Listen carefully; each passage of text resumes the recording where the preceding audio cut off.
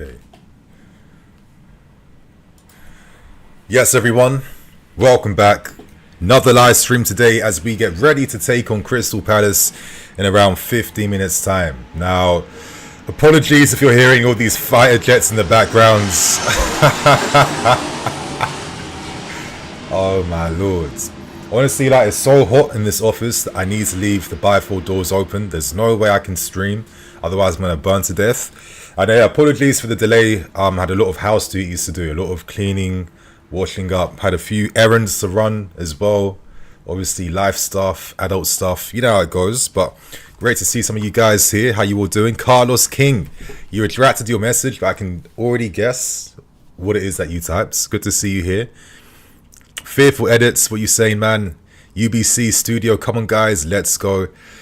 Zelzy, not even a high, just straight to we're conceding 10 today. Fair enough. You've not been having the best day, I guess, right? Faithful Edits, you're predicting a 4-0 win to us. That's very optimistic. I like that though. Obviously, we're playing at home.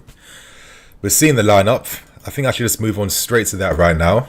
As you guys can see, Nico up front. And today, Nico Jackson has penned a contract extension. So that's pretty big news.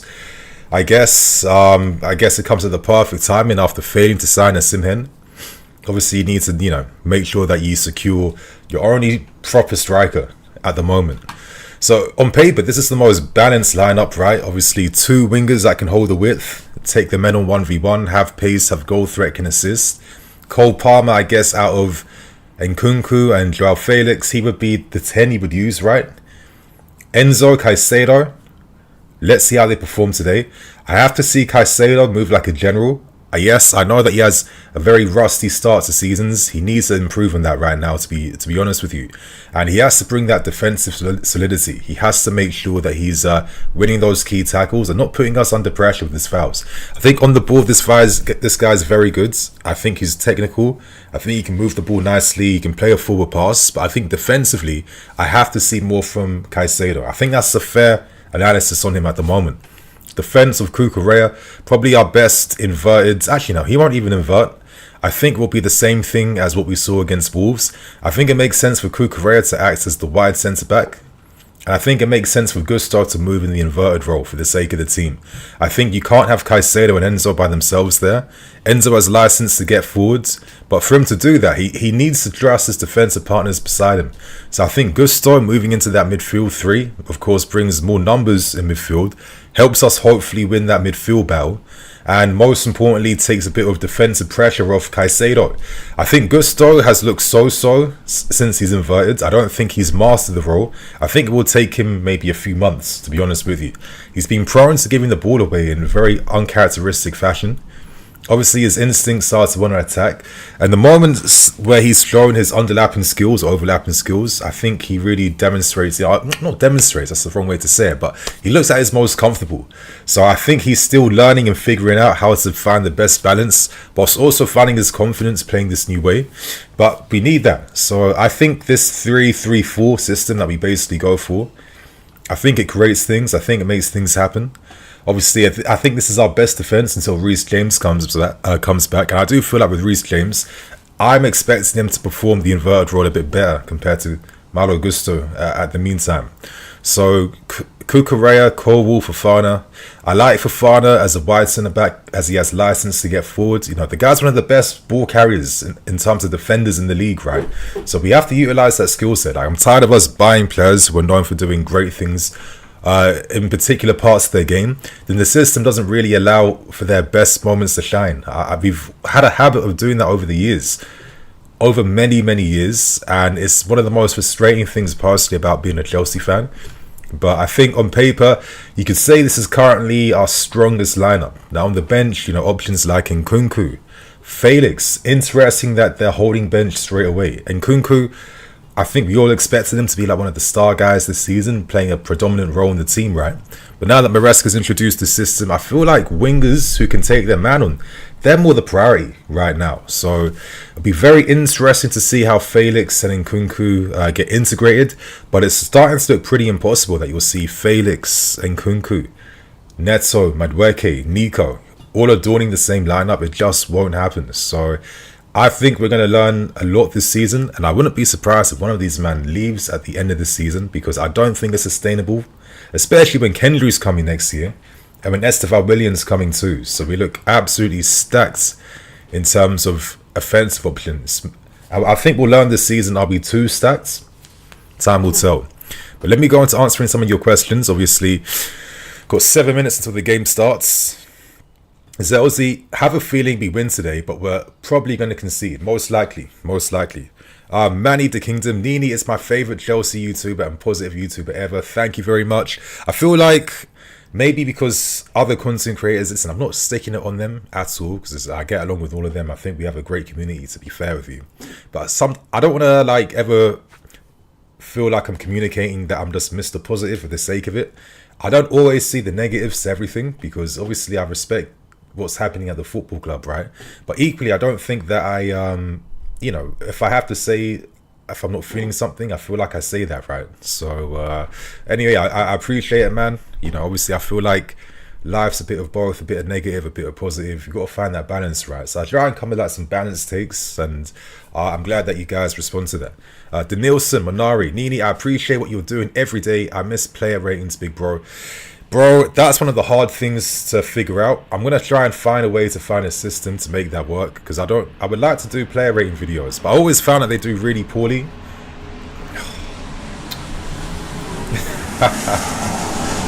My lord, bro, I swear these airplanes are getting lower and lower and lower. The noise is ridiculous, man. The noise is nuts. Wow. But yeah, man, I want to bring back the player ratings. I need to find a way to format that. I feel like I'm going to have to find a way using OBS somehow to make it happen. That's the only way I can think of right now. So yeah, give me some time to figure that out. And yeah, just bear with me on that one. Lloyds, I feel like Nkunku's lack of defensive duties is the reason he warms the bench. He's very nonchalant during games. I agree with that. I agree. Like when he closes his man down, he's not always doing that with the intention to win the ball back.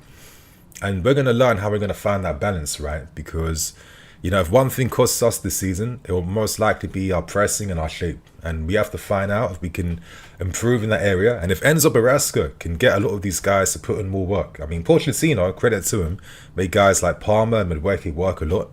So I'm expecting the rest of these attacking players to get used to what putting in yards mean, Stamford Bridge is not just positivity. Other big Chelsea YouTubers often say something that makes me disappointed in them as people.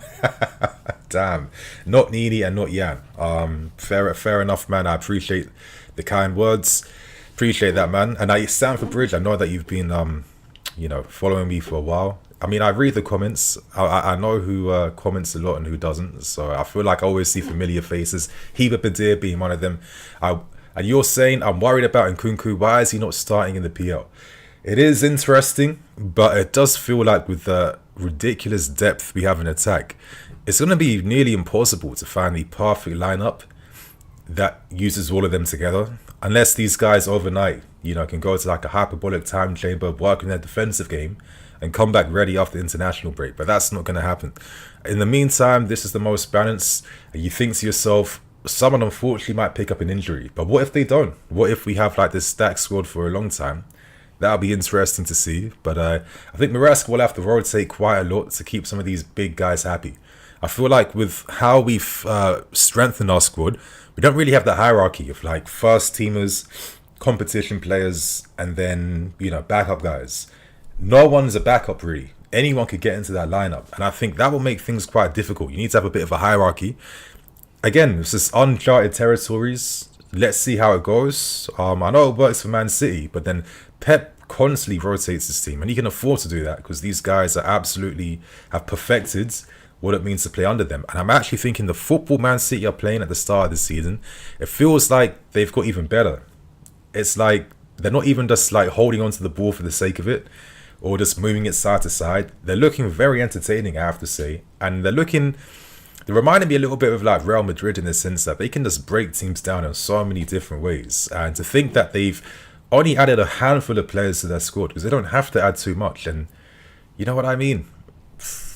They look on a different level right now. Haaland back-to-back hat-tricks. It's nuts. It's nuts to be honest with you. But my friends, we got like 2 minutes left. If you guys need a link to the game, I use VIP Row. Obviously, it's crazy that we spend all this money on things like Sky Sports and TNT Sports and all of this. Yet, in 2024, it's still impossible to watch every one of your team's games on TV. Even though in other countries, it is not the case. I mean, we do everything so backwards in the UK sometimes. It's no surprise why we, just do nothing economically right now.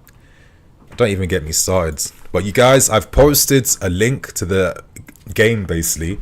It's in the pinned comment, and I can see the pinned comment here. You can see Blue Lines TV in the chat highlighted. If you guys need a link, it's literally right there. So I got you guys today, man. Answering a few more questions. Yep. Turgi, you can see where the link is. I got you, man. Aaron, Nini Sancho came on the pitch. I'm not surprised. Obviously, a bit of showcase for the fans. I feel like I've seen so many players get adorned at halftime and before games that dopamine does not hit me the same way now. All I care about is, are we going to actually see tangible results and effects in the field? Are we going to do something? Are we going to get CL minimum? I'm talking about CL these days like it's winning the league. I don't like that. That should be bare minimum for us, especially considering we spent over $1 billion. Yeah, debt free. So, we have to see if we can compete and do something. But yeah, man, I'm just kind of past this, the dopamine's just not hitting the same anymore. Cool, we've signed players, but I care about how we play now, how we perform. Our mentality on the field. Because that's the whole point of all of this. Crystal Palace looked pretty interesting. I think once Trevor Chalobah and Lacroix joined Guy, that's a mad team. Kamada and Eze, great as well. They got some good depth. And Mateta, I feel like Mateta has always caused us issues. So I think Fofana and Cole will have a pretty hard game. I think Mateta is one of those rare strikers in the league when anyone he plays against, every defender finds him hard. Because he's a difficult guy to face. So, it's going to be big for Levi Cole or Fofana to try and handle him. It won't be easy, and I'm not going to be super critical of them if they, fail a few headers or, lose out on a, second ball or two, because Mateta is a difficult striker to play against. Turgi, yes, my Ghanaian brother. Respect, bro. Dugs, big up Nini. I'm predicting a 1-1. Not too confident after that Servette game. Now, the Servette game was more of like a B team, and normally B teams don't really play together, so you can kind of understand why they'd be so mid, right? But now we got the big boys back, playing on our beautiful pitch. It's looking absolutely nuts. I feel like I'm pretty optimistic. But my friends, let's get ready now. The game has kicked off. Crystal Palace have kicked things off right now, and we see now if we can have back-to-back wins in the Premier League. That is the big thing for us today. I want to see goals. I want to see exciting moments. I want to see performances, That's what I want to see. Mateta, well blocked then by Fofana. I think Glasner, I thought it was really impressive at Frankfurt. Like when Frankfurt beat West Ham in the semi-finals of the Europa League, they absolutely outplayed them and played some great football. And it was no surprise to me that with Glasner introducing the set up to Palace, where Eze and Olise had more freedom to roam, connect up the field and get close to goal, that they were going to do some big things, to be honest with you. So, yeah, man, I think they're an impressive team.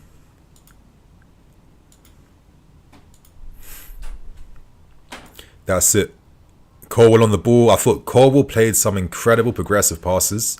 Very good passes, kick-starting attack after attack. Oh, Neto, and he wins the free kick from behind. Every time Neto goes down now, I'm just gonna feel this sense of nerves. Now he's saying that he's feeling peak physically now, which is reassuring. I think when you have serious injuries, your body just needs a lot of time. Like especially now that the game is so intense, players have to run even more than ever before. Sometimes I think the running it takes away from the spectacle and skill of the game sometimes. It's like the balance is gone. And, you're seeing players breaking down left, right and centre. I mean, look at Barcelona. All they do is introduce the La Masia grads, which I do like, I'll be honest with you. But again, how many of these guys are picking up ACLs every year? It's terrible, to be honest. But anyway, Cole Palmer's about to take the free kick. Can we get an early goal? The key thing in this game is getting that early goal. If we get that early goal, we can make something happen. Again, doesn't even clear the first man. I'm going to sound just like, silly, but sometimes I think to myself, how come professional football players, like, why is it when it comes to set piece situations, like, it's not, it's never perfect. There's always mistakes. There's always issues.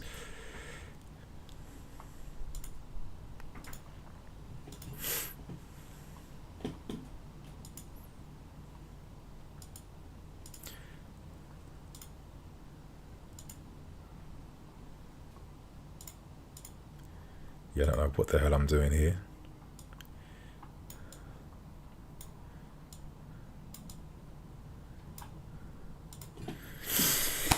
That's it. Neto finds Enzo. Oh, okay. Decent play.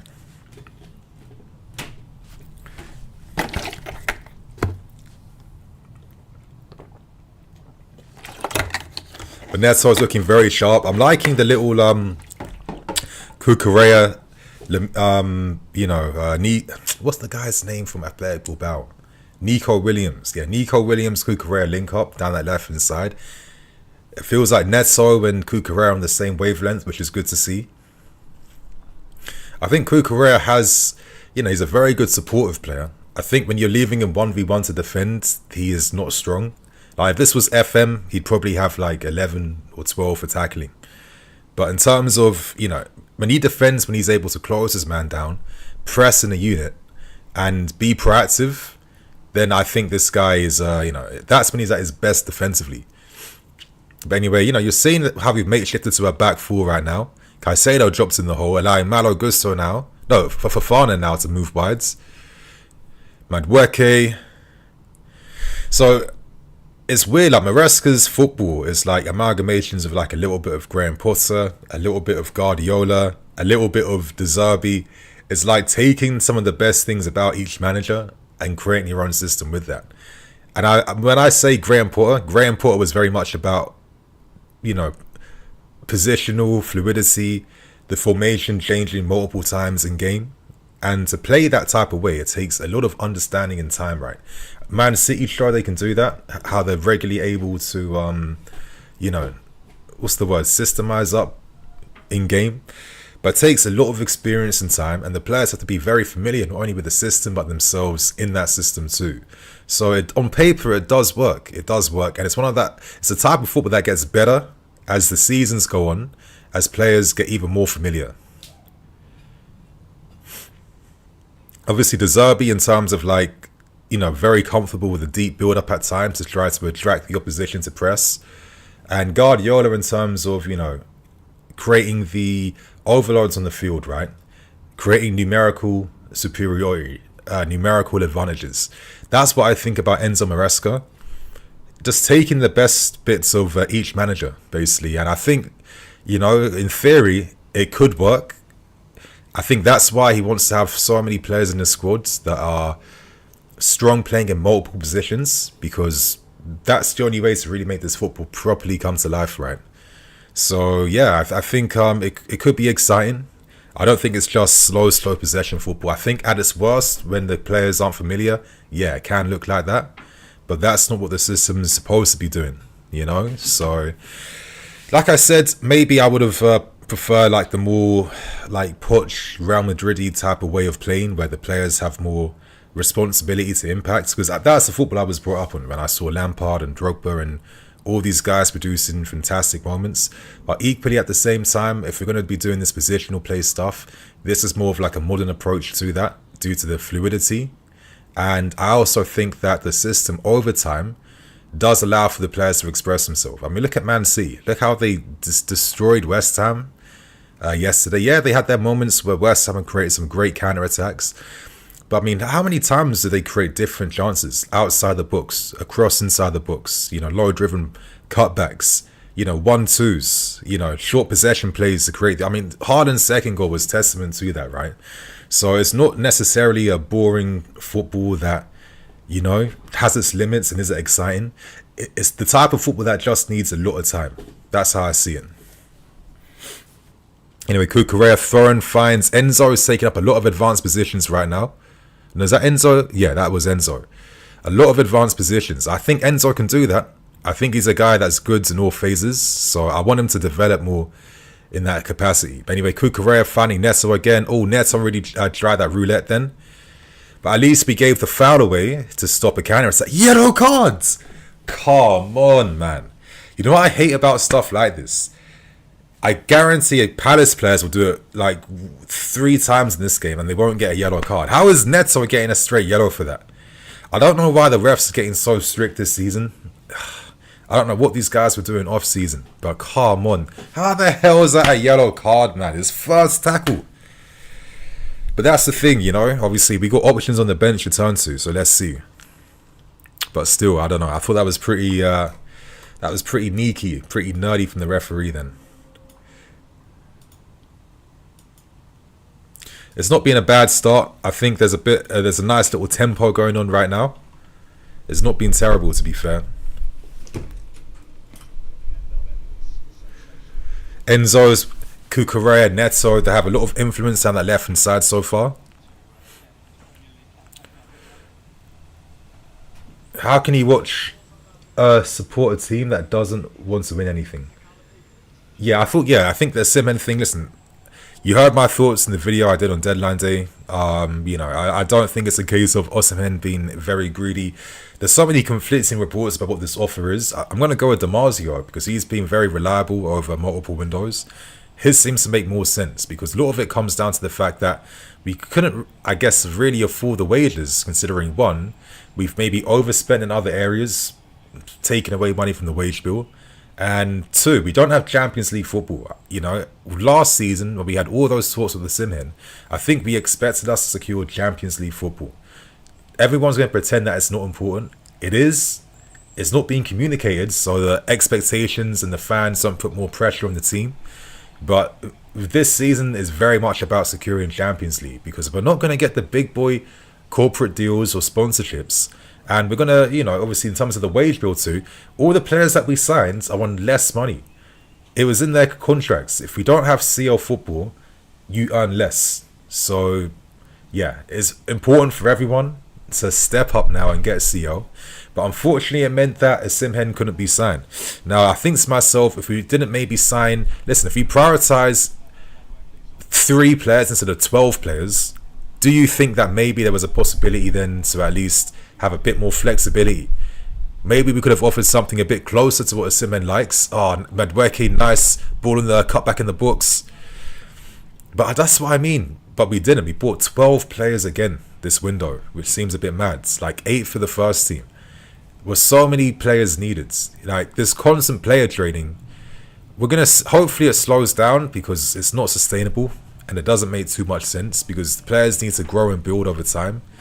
But I don't know. I think to myself, if I just bought like 1 attacker, 1 striker, or 1 goalkeeper, I would have been pretty pleased with that, to be honest with you. If they were like top players like Diogo Costa, I don't know, you sign a Simhen and like, I don't know, Neto, I would have been pretty fine with that, to be fair with you. Anyway, Enzo Fernandez taking up some great positions right now. Plays the ball wide to Neto, who's 1v1 against this man. Neto, step over quick, change of direction, and he wins a throw-in for us. But when you have a player like Neto, like I feel like he inspires so much confidence in Enzo and Kukurea because deep it's very simple. How often would Mudryk lose the ball? If you can't trust your player ahead of you to be reliable in possession, how's that going to affect the way you play? That's going to affect a lot of things, right? Having Neto who keeps the ball, who can take his man on and brings like guarantee quality, that's a big upgrade in my opinion. That's why I gave him an A- in my video because, yeah, I think it was pretty decent business. Anyway, Levi Corwell, we've created a makeshift back four. Madueke's dropped. No, is that Madueke? Who's that brother on the right? I think that is Fofana. Oh, great ball, Fofana. What's a pass? Oh, great football. Great football. That was really good football then. Very good football. Like at the moment, we're making like this like makeshift back four. Fofana is actually more like the fullback in terms of how wide he is on the right hand side. And for a guy who's that good on the ball, that technical, that comfortable carrying, he can play that type of like fullback slash centre-back role, right? And yeah, that was a great run by him. Great pass to release Cole Palmer. And Cole Palmer, very unlucky not to get that shot on target. But that was good football. I feel like we're moving Palace around now. And I think if we continue this pace, can Palace keep up with it? Now, we had a very good record against them. Hopefully we maintain that today. But I think it's been a decent start, to be honest. Yeah. I can't really blame Cucurella for that. Like, the pace of the ball was just kind of off then. Yeah. I don't think maybe Sanchez received the pass that perfect to really, like, take the weight off that ball then. But anyway, are we forcing Palace back? Madueke's engaging. Caicedo. Okay, won by Nico. Nicholas Jackson. When he's deep and when he turns and carries, honestly, this guy is such an exciting striker. Now, I think Osimhen's a great forward, and I think his time was wasted this summer. But like I was saying in videos, after seeing that Wolves game and certain things, I'm kind of interested to see what we do with more of a false nine setup, because we have the players for that now. I mean, Nicholas Jackson, when he's like receiving at the halfway line, when he can turn and run, he makes so many things happen. And there's only a few strikers in the league who are that good at carrying. You're looking at maybe Gabriel Jesus, who's another good striker that is good at carrying and taking his man on reliably. Now, no one really comes to mind. United, Liverpool. I'm not too. Maybe Nunez ain't too bad, but yeah, Nicholas Jackson. Believe in this guy. Let him be your number one. Let him have like the 2-3 seasons he needs to, reach his peak stage. And I think this guy could be a top striker, a top striker. So yeah, Osimhen didn't work out, but to be honest, I'm not that upset, because I feel like I'm seeing something with this more false nine approach right now. Enzo has been influencing the game quite a lot, really on the ball. That's what I want to see Enzo doing. He's the one who's dropped deep now. And now Caicedo's... Is that him? No, that's Fofana again. When Fofana's making them runs, man. When he's making those runs, he's making so much happen for us. Anyway, Noni holds the ball well, plays it back to Gusto now, who's moved wide. Caicedo's in the base. Like, I'm looking at the positions players are taking up. They're rotating, they're moving. I think it's looking pretty decent so far. We're not necessarily spamming shots, but the football is not about just spamming shots for the sake of it. It's about creating the right opportunities. But the fact that we're keeping the ball really well, there's a nice bit of pace to the game, nice tempo with how we're playing. I feel like Palace, they haven't had much defensive security right now, A few of our final balls are kind of costing us a little bit. But then as the game goes on, I feel like the final balls are going to make more sense. I mean, yeah, what are you guys thinking about the start of this game so far? Are you guys impressed? Do you like what you're seeing? Like, how are you guys feeling about things? Cole Palmer goal incoming? I feel like that could be the case. Nini, but Osimhen has only scored 15 goals in the league once. How is he worthy of a structure-breaking wage? I mean, I get it. You can say that about any player, though, right? I mean, we're not going to be... I don't know. I think that's one way to see it, but I don't really agree with that. Good save, Sanchez.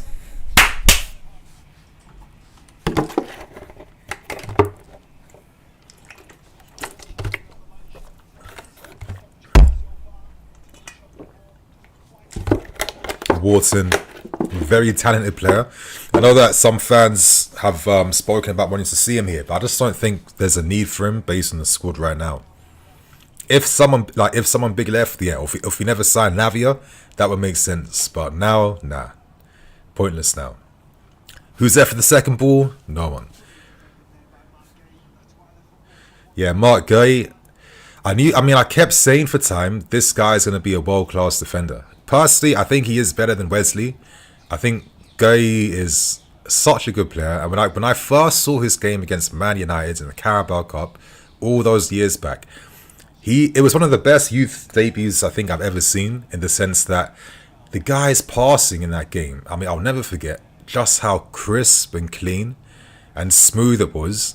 The way he carried himself, composed himself, the positions he took up, how he defended in situations. There was a calmness and aura as if he's been there for time.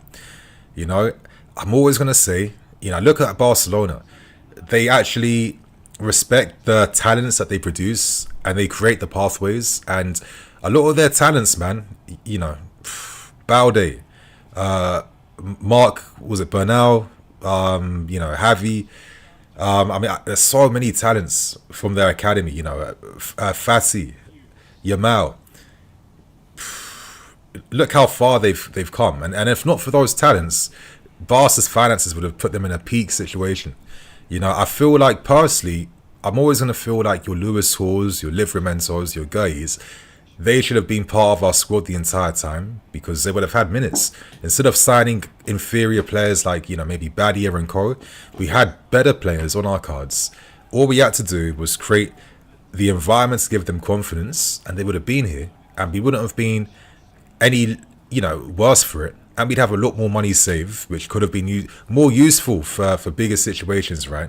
I'm always gonna feel that. Him, even Hudson-Odoi, Hudson will feel like, listen, how did I leave Chelsea for 3 million when I'm better than most of their wingers there? There was I don't know. There's an alternate universe where we've done the right thing, and I think we're better off for it. To be fair with you, Caicedo late tackle, man. I just feel like Moises is a very, like, he can be a very ugly tackler sometimes, like late challenges, or, you know, it's like he's panicking and he's very clumsy. Again, because I've seen Kante for like, what, 7 years, he's probably the best defensive player I think I've seen, or up there with the very best I'll ever see. I might not ever see a midfield player that good at winning the ball back in my whole life, to be honest with you. So it's a massive, you know, he set the bar so high to begin with. But I just don't think defensively Moises is anywhere near what Kante was showing. And it's a shame, you know, because I thought that, you know, he's very good on the ball. And maybe as he develops, he might be playing more forwards. I think if he's playing more as like an action box-to-box role, that could get the best out of him. I think we all thought he might be doing that this season for us, right, under Maresca. But I don't know. I think defensively he has to work out, you know, he has to improve that a lot more. I feel like his tackling technique has to improve. Some of his positioning too, like he's never in the right areas sometimes to deal with the danger all the time. I mean, he is a good player and he does good things, but I'm just talking about the details he has to work on to go to that next level. You know, I'm hoping Moises becomes like one of the top 3 mids in the country. He has to get there. He's still very young. Played Cucurella under pressure. Played. Very good play. But yeah, that are my thoughts on Caicedo. I have to see more from this guy. But again, one player that's really stepped up a lot more, Cucurella. A bit of a resurgence. Thank God. I mean, he's looking like, you know, why we bought him for all that money back then. It's taken him a long time to show that though. But again, he's got there eventually. And I do think maybe Caicedo could have a similar thing come his way. So let's see how that goes. Oh, a bit of a sloppy touch then from Fofana, but all good. And he wins the ball wide. Do we have the ball? Fofana's there. Okay, unlucky. Eze, between the lines, releases Kamada. I'm not going to lie, he's a player I've always liked. I like my Japanese players. The way that they taught the game in Japan, very technical. I know that the Japanese were really inspired by the Brazil 1970 squad and team with how they played football, you know, total football. And yeah, that really influenced how they develop players in their own country. And I feel like Japanese players are some of the tidiest players in the world. And yeah, you know, anytime there's a World Cup, I'm always rooting for them. Anyway, Cucurella. Colwell now finds Caicedo. So interestingly, Caicedo is dropping into defence a lot to allow Fofana to move wide because we're trying to stretch Crystal Palace's shape in the wide areas. Great ball. Madueke! Noni! Oh! Oh, I could have swore I would have bet any money then Noni was gonna bury that man. I could have bet you any money there. I think Wesley Fofana is having a very good half so far, making so many things happen with us on the ball. It's actually great to see. Oh, Noni, does he felt the pressure of Guy a little bit? Did that just like put him off slightly? He couldn't like wrap his foot around the ball properly to like curl it. That was just like a flat effort then. Yeah, he couldn't see, he couldn't connect, he couldn't wrap his foot around the ball then. So Guy was able to do just enough then just to put him off. But that was the moment we were looking for. That was the opportunity to get the first goal. It's the details, man. I mean, I get it. Sometimes you feel that contact and pressure. You can't necessarily get your foot around the ball properly to get full purchase right. Oh, fucking hell, man. Where's... I have to even put out a tweet, you guys. Wesley Fofana.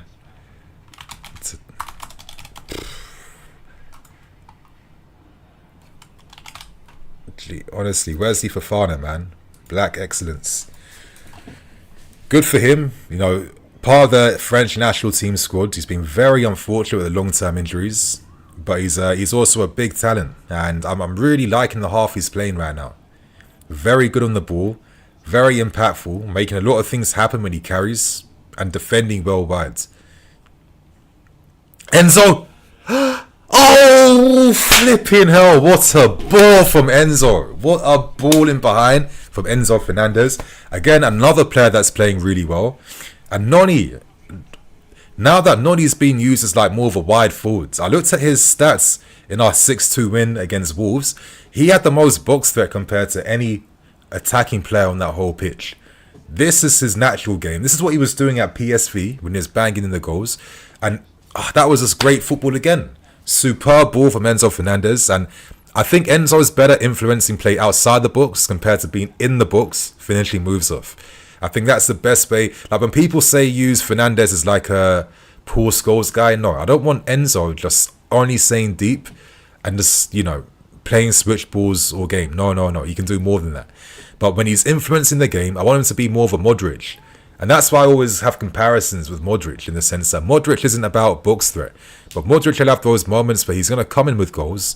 He'll impact the game with shots outside the box. But most importantly, it's the pre-assist moment, right? The pre-assist. The assist qualities outside the box. That's what I think Enzo Fernandez is when I look at him. And yeah, I think he's playing really well today.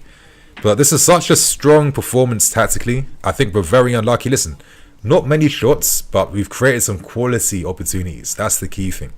Quality opportunities. And Palace have had no threat on the ball or anything. Oh, free kick. No free kick. Enzo then just lost the ball, but players have come back in position. Gusto and Eze. Yes. Well played, Cucurella. Oh, Enzo tried to chest that down. He couldn't do it. Yes, dealt with again. Levi Cole. Yes, Noni. Oh, the acceleration away. It's a 4v2. Get it right, boys. Please.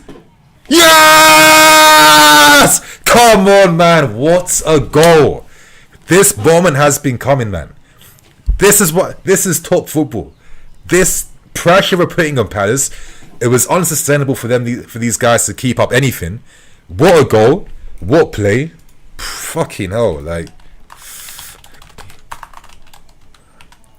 we're playing some top football in this half. Honestly, what a goal. What a team goal. What a goal. Noni Madueke. Oh, what play. That speed boost. Touch into space. He times his pass perfectly to Cole Palmer. Cole Palmer assists outside his boot, and Nico Jackson's there in the far post. That's a top quality goal. That is a top quality goal. Great football all round. Great performance. I don't know what it is about us playing games early afternoon, but when the sun's out, when the pitch is perfect, this is when you see us playing our peak football. I wish that we could play games in these conditions every single day, every single week. But yeah, Nico Jackson, 2 goals already. Don't sleep on Nico this season. Like, do not sleep on Nico. He's respected. He's trusted by his teammates. He can play. And I think last year was all he needed to just acclimatise himself to the league. But I think this guy, he could have that Isak impact very soon. And he can be that 20-25 goal a season striker. Once he can add a few more moments to his game, like creating shots for himself more, which he can do. But getting them off more. Maybe better quality finishing outside the box. Little details like that. There's not a lot he has to add. Like the fundamentals where, you know, he doesn't have a brain. He can't run. Doesn't know where to be on and off the ball. Nah. He knows what he has to do. But someone like him at his age, add those small little aspects to your game. That's what's going to take you to a different level, right? But yeah, what a team goal. what football we're seeing. This is very reassuring to see after a very slow start during pre-season, the start of the season. Things are making sense now. Yeah? Now, one of the best things about this game I'm seeing is just the positional freedom and fluidity. Bro, seeing Wesley Fofana playing like a right back in most of this game, with Caicedo dropping deep into the defence to split everyone to make that four. Palace can't press us. They can't get close to us. We're playing around them. And Maresca likes to create those opportunities because that's how you make those overload moments. So, yeah. I mean, it's peak for Henderson. Has he broken something? Alchemist. Henderson's waist is broken. That goal broke. Hope Henderson is fine. Yeah, obviously you always want to know that. Egbali and Sancho. Hey, you know what? I'll tell you guys this year. I've kept this a secret because I'm not one of those guys where, like, if big people follow me on Twitter, I'm not going to post to be like, hey, look, this guy follows me. But you know who follows me on Twitter? I'll show you guys really quickly. Let me show you guys really quickly. Oh shit! I need to find it. I'm gonna. You'll be surprised. I'm gonna find it. I'll let you guys know later. But there's one person who follows me that you'll never guess. You'll never ever guess. Obviously, you guys who are watching it, keep it to yourselves. You know, I'm not here to like gas up anything. But yeah, I'll show you. Oh.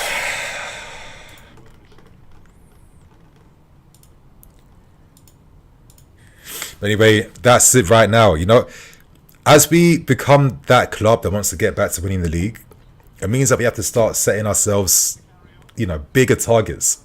And I think one of the big targets I want to start seeing in this team, and this is what the top teams normally have in their game, is that ability to get the second goal quickly. When momentum's on your side, this is the moment where you punish teams. Right after they've conceded a goal, heads are down, confidence is low. There's moments here, but if you boost your intensity, if you're unrelenting, get that second goal and kill the game off. I mean, the game's killed off. It's a completely different game. The space opens up. There's more opportunities to play. You might not have to run as much afterwards either. You know what I mean? There's all these things that work in your favour. And a lot of times when we used to be a club that was able to challenge for league titles, bro, how often do you see teams just giving up before the game's even started? It takes a lot of time to get to that level. And you have such a massive like psychological advantage when you can do that, right? So I think that's one of the long-term targets for us to get back. But I'd love to see if we can make it 2-0 before the half-time whistle ends, because then Palace will have no hope. Kamada, Cucurella closest to the space down for the shot. Klein, well defended by Caicedo, who finds Gusto, brings the ball down very well. Nice little chip ball to Noni. Great football again, boys. Great football again. Just quality. Oh, Palmer releases Madueke. Oh, my lord. Nah, something's coming. Noni tried it. Fair enough. Is that a corner? Nah, it's not. But that football right there, boys, girls, that football right there. It's top quality moments. I mean, Palmer, Madueke, that is such an unreal right-hand side.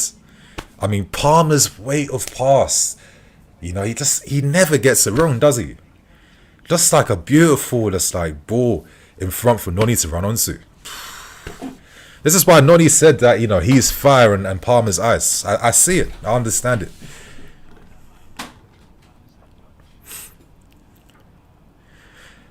Yes, Moises played, boys, but literally playing through Palace's first lines all the time.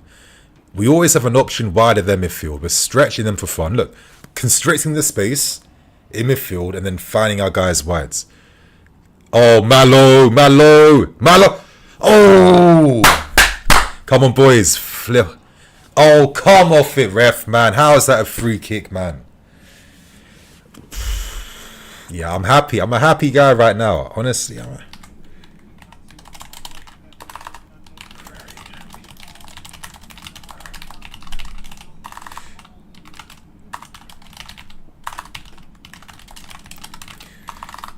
connections, tempo, and attitude. Fucking, this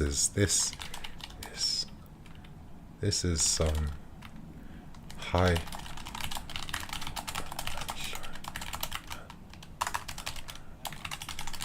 Palace can't cope. Oh my lord, another yellow card, ref. His referees are so quick to dish out these yellows.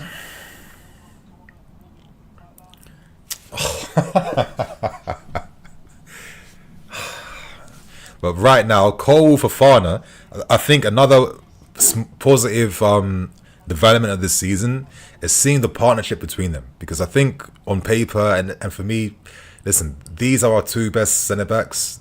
This is our main defensive partnership. And the fact that it actually makes sense on paper, that they defend well together, that they talk and communicate. I think this is why Maresca's trying to encourage Koval to be more of a leader, because he could be the future captain. I mean, I think Levi Koval can, but it's about finding yourself more within the squad, being more of a communicator, you know, controlling the team, leading the team, communicating, telling people where to go. That comes with age and experience, right? Oh, and he's brought down. Is that not a yellow card, ref? Is that not a yellow card? Oh, piss off, man.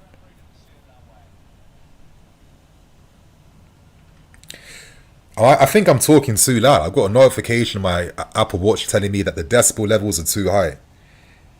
Wow, maybe my voice is really that loud right now. That's nuts.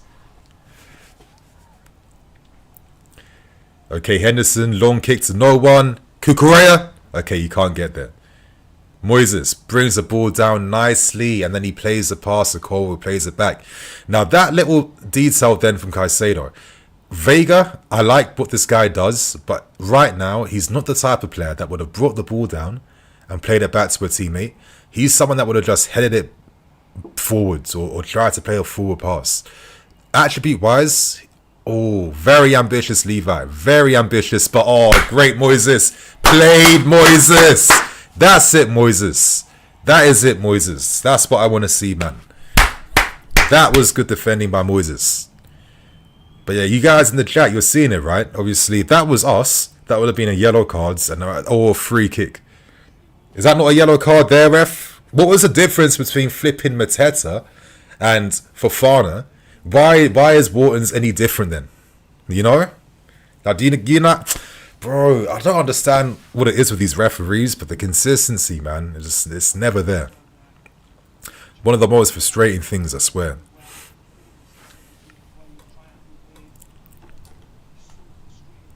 But yeah, man, right now I'm loving the football I'm seeing.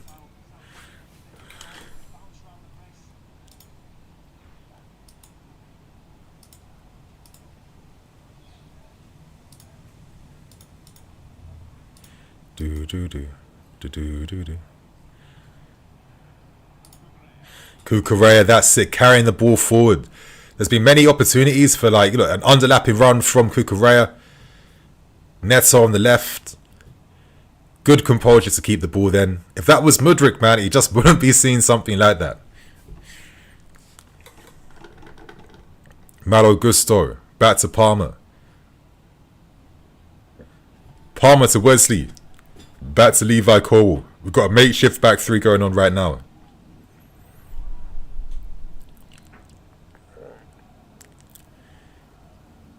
Back to Wesley on the right.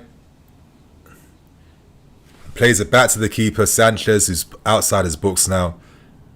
And now we've made the little makeshift defence with him there. We're trying to just like funnel Crystal Palace onto us. Oh, I see. Oh, okay. That was sick. That was fucking sick then. I'm sorry. Very unlucky that Nico couldn't find Madueke. But Robert Sanchez, listen, on paper, he's probably our best ball-playing keeper.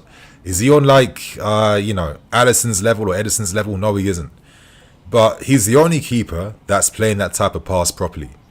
So it's a big season for Sanchez now to start to solidify himself as our future number one now. But that was good play then, how we slowed the pace of the play down. We tried to trigger Crystal Palace's press, with the whole intention being there was going to be a pass that takes out the entire press. And two passing moves, and Palmer finds Nico Jackson, and then obviously the move broke down then.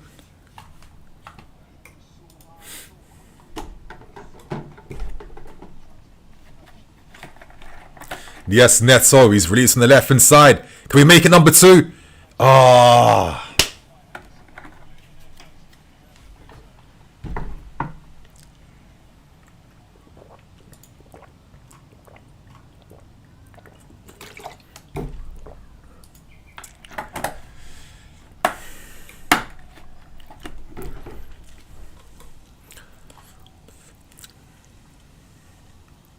Enzo's right on Wharton right now. I think it's a man marking set up at the moment. Palmer is on Hughes. We're forcing long goal kicks so we can win the second ball. Oh, Caicedo. Bit clumsy. Not gonna lie, that was clumsy then. I feel like if I was a football player, I would probably be very annoyed by Caicedo in games because, yeah, he's just one of those clumsy tacklers, you know? Like, he doesn't do it intentionally, and that's what makes it more annoying. Oh, yes, easily won by Gusto. We've really nullified any threat or influence then from Eze. Great driven pass, release Nico Jackson. Holds the ball well, looking for options. Switches it. Oh, shit, man. Oh, Kamada. He spun Gusto. Plays it back to Eze.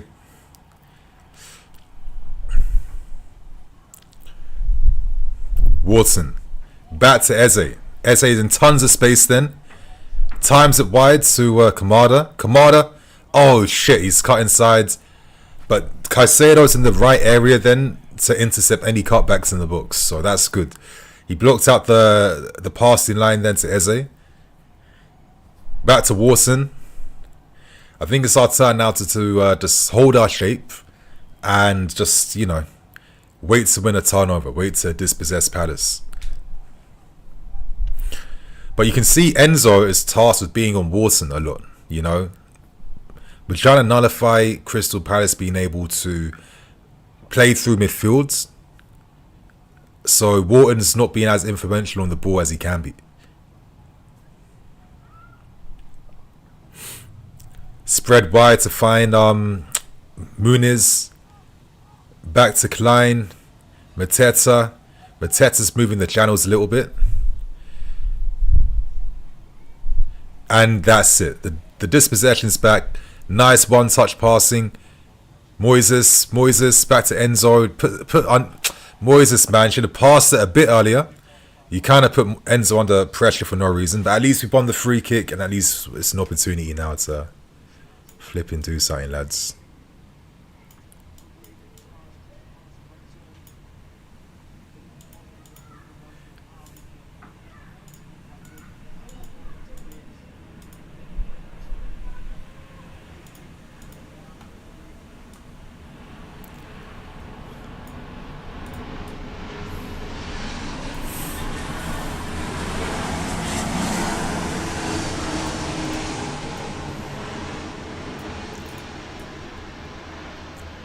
Okay, I think that makes a bit more sense, does it?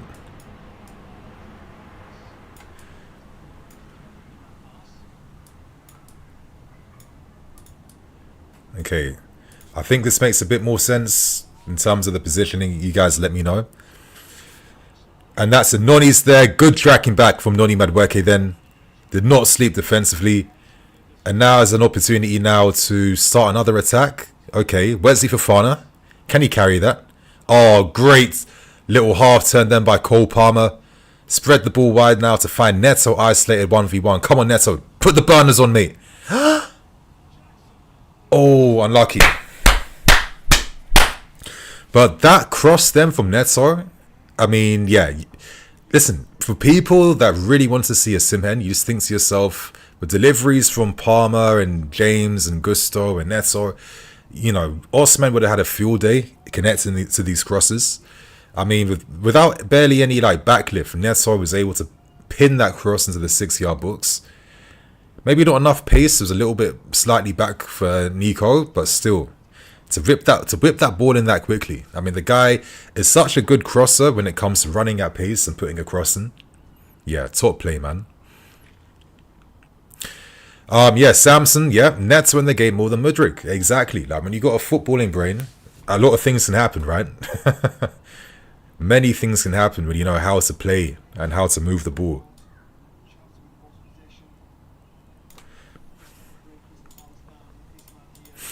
Cole Palmer now. Oh, just overhit.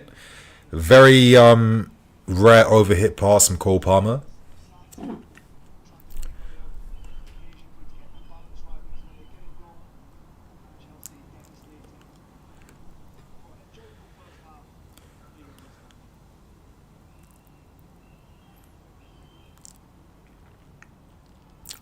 Levi Corwell. Oh, nice idea then.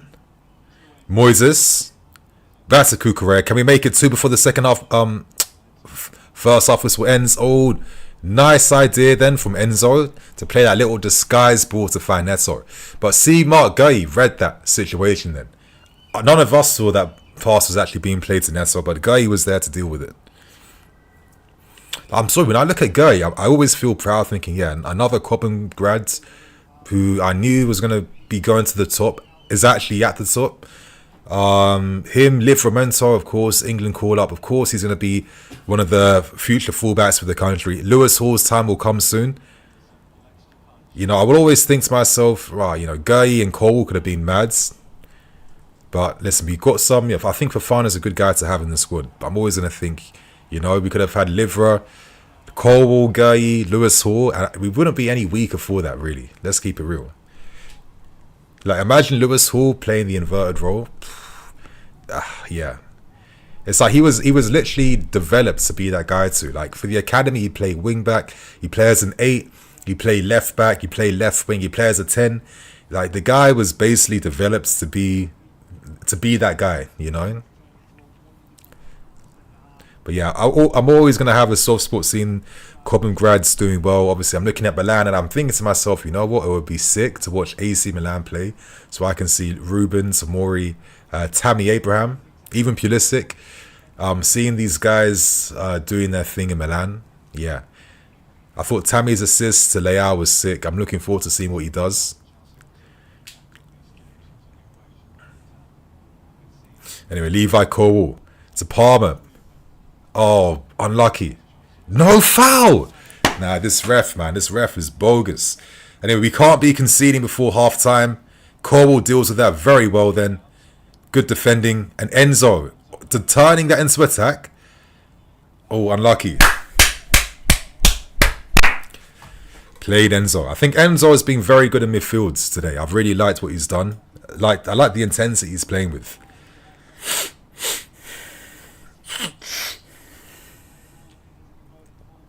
Anyway, Gusto inverted. Nice switch ball to find Neto 1v1. Come on, Neto, get past you, man. I feel like Neto, two-way threat. Oh, unlucky. But little moments like that, when Neto plays even more with like Enzo down the left-hand side, I feel like we're seeing signs of like an early partnership that's developing. The execution hasn't been there, but it's more the ideas, right? The ideas behind what we're doing or trying to do has been making sense and does look promising.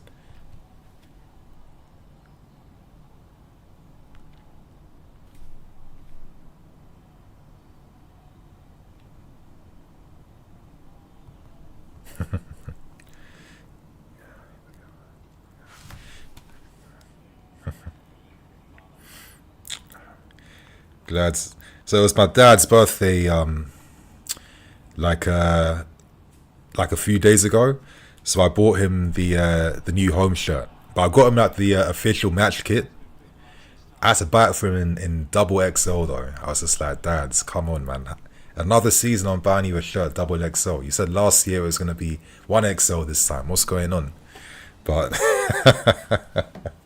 anyway, yeah, he just sent me a photo of him at the stadium now. Let me know Kumani's. Sorry, let me just text my dad back. Kumani's size.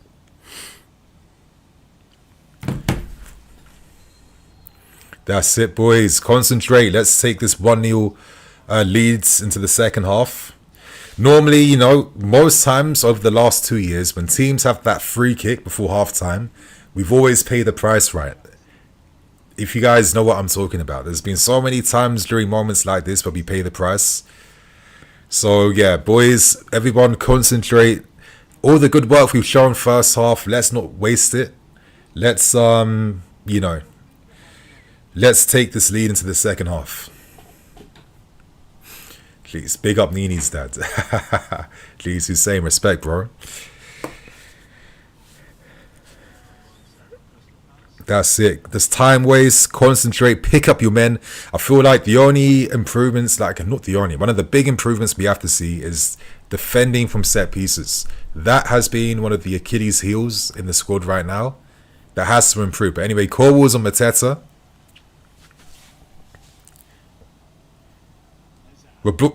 Okay. Terrible free kick. I mean, I get the idea, but still, that wasn't the right idea then. From that distance, yeah. Actually, you know what? It wasn't a terrible free kick. The idea was interesting. Trying to like catch Sanchez out, but I don't know. Anyway, any second now, the whistle's set to blow and half time will come. So this will be the perfect time for you guys. Send in your super chats, your questions. Let's discuss what we're seeing, how you guys feeling about things, who are performers that you like. Let us all know, man. Good half, boys.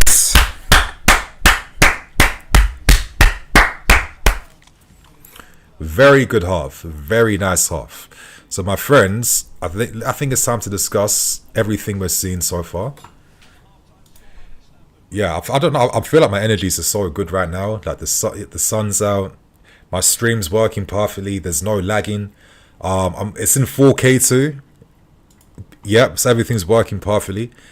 I feel like I've realized a mistake before. So like it was outputting in 60 frames when I'm only inputting 30 frames. So there was a bit of issues, I think, that was creating this disconnect all the time.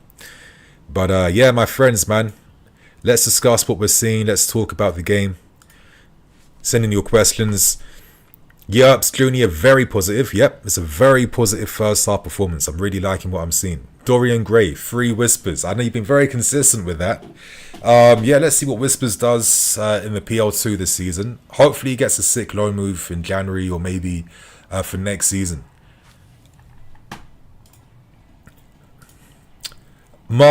We need to take Enzo Fernandez off. Everyone else is doing all right. Nah, bro, how can you think Enzo is being bad today? I'm sorry, bro. Like, if you're looking at him expecting perfection with every pass and 100% pass completion, I think you're not being fair to his performance. I think it has been a good performance in midfield. So yeah, I'm sorry, man. I can't be seeing no Enzo slander yet. Moritz, very good half. Noni could have had 2 goals, exactly. I actually think the effort that he missed was unlucky. If you look at closer inspection on the replay, enough contact was made to stop Noni then from just really wrapping his foot around the ball to find enough purchase, which meant that his effort became very flat. So yeah, sometimes it goes your way, sometimes it doesn't. Jose, give Neto time to integrate into the team. Looks bright. Yeah, he does look bright. Like, and I think players look bright when you can tell the ideas behind what they're doing on the field, their intentions on the field. The execution doesn't have to be perfect, especially when we're still a work in progress under Maresca. But I do think the intentionality of the football, the ideas we're seeing, it has been a very bright performance. Very bright and very positive. And I think we've really nullified Crystal Palace. And let's keep things real. There's been a lot of games over the past 2-3 years where we haven't had this control in every single game, right? Especially, and when we have had it, it's mainly when the opposition team has actually just had a bad day. But I feel like Palace are in, decent-ish like mentals right now. And I think we're just playing in such a manner that we're really nullifying all their threats right now. So yeah, I'm really liking what I'm seeing. Nico, how do you see the game outside the goal? Do you think we are performing how we should? I think we are. One of the things I really like about this half is the positional fluidity. I've been mentioning how we're making these makeshift back threes and back fours, especially the back fours, like Wesley Fofana moving out as like a right back, essentially, making the runs infields. We're really playing around Palace's press. Palace can't press us on the ball right now, so they're not able to win the ball back to sustain any type of attacks. So we had a lot of good connected plays down the left-hand side and the right-hand sides. And listen, this type of football isn't the football where we're looking to spam shots every 2 minutes and force things that way. We're looking to make the right opportunities, and I think we have. Look at Madueke, look at Enzo's pass to find Nico Jackson, look at the goal that we scored as well too.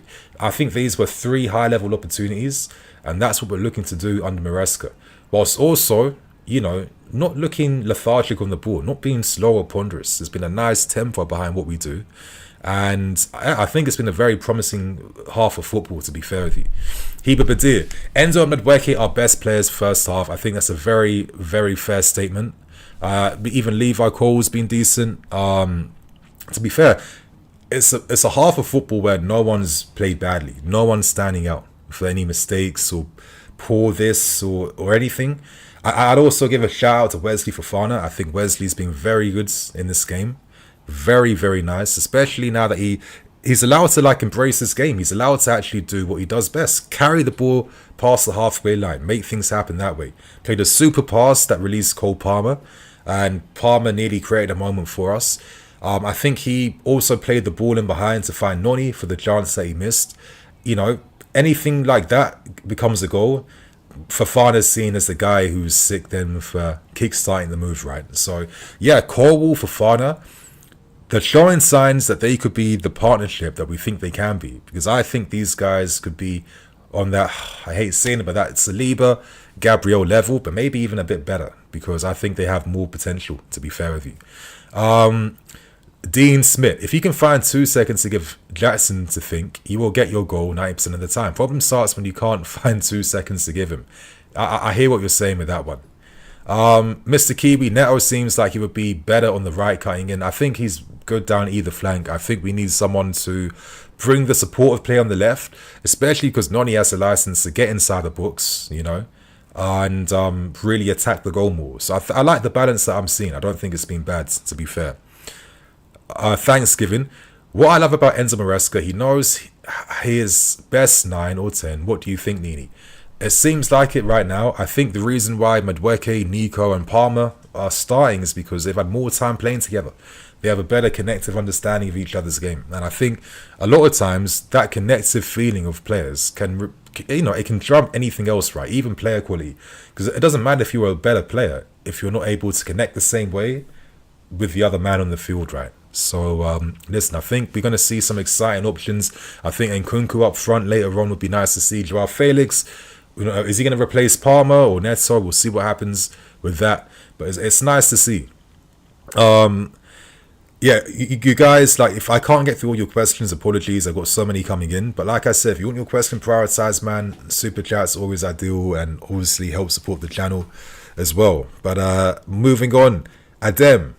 No one has been bad, really. If we score a few goals and keep a clean sheet, I'll be a very happy man. I think that's all you have to say, really, man. I fully agree. If we can keep the clean sheet, make 2-0, I'll take a 2-0, but ideally 3-0, that would be like the perfect scoreline. And again, you're left with even more excitement. And it's them ones where once international break hits, you'll be feeling, shit, I can't wait to watch us play again. And that's always the best feeling to have around your team, is when you can't wait to see the next game. That is the best thing. And I'm starting to get this feeling now. And all of a sudden, after some like tricky times, this in pre-season wasn't ideal. Maresca didn't have all his guys from the beginning. You know, didn't have enough time to work on stuff. But it does seem like we are showing some really good, promising ideas around the understanding on the field, right? So I'm really liking what I'm seeing in the meantime. Carnish, how you doing, man? Love from Toronto. Appreciate that, bro. Up here. Having a good time in the 6. I don't know why I said that. 0. Sorry. Oracle, this is just like the Arsenal game. Yeah, that's a fair point. Brink Boss, we're playing good. Just need to make better decisions in the final third. Yeah, like the execution. I think the decisions have been good, but it's more the execution, right? I think that's how I see it. I think the ideas, people are doing the right things that they should be. It's just the execution, and I can take that. I'll happily take that. What I can't take is when, you know, there's no execution, but then there's no ideas. That's when it's even worse, right? So we don't have to worry about that.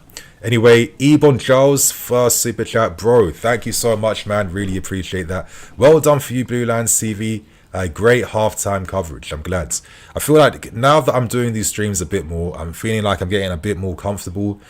You know, sometimes it's not as easy having to talk on the spot and make sense without pausing or being boring or, you know, slurring your words and things like that. But I felt like this season I really want to stream a lot more in terms of watch-alongs, Q&As, call-in shows, which I'm still looking to find. So I'm really looking to do some big things with streaming this year. So I'm glad you guys are liking the coverage, man. Really, you know, it's always really encouraging to know you guys like it. Carnage, thank you, bro. From Toronto. Not mad about a Simhen, to be honest. What about you? To be fair, I get it. I'm not necessarily mad You know, I've been saying before, I kind of would have been open to seeing this false nine experiment continue. I think more can come from that over time. So I'm excited to see what can develop. And listen, Simmons is a great forward, and I actually think he would have made sense in this system, giving us that like long ball outlet and more quality in the box with his heading opportunities. New dimensions open up, but then equally we have a lot of ballers, a lot of guys who are good with their ball to feet, and I actually think we have the personnel that could pull off playing more of this false nine fluid system. Especially when guys like Noni can bring this like Salah type of threat down the right flank, which we're seeing a lot of, and I've always hoped he'd be that guy. You know, at times with Noni, he'd be a bit too wide and a bit too far away from goal. But when you let Noni move to goal when he plays, you see what he's really about. And I'm glad that Maresca has understood that.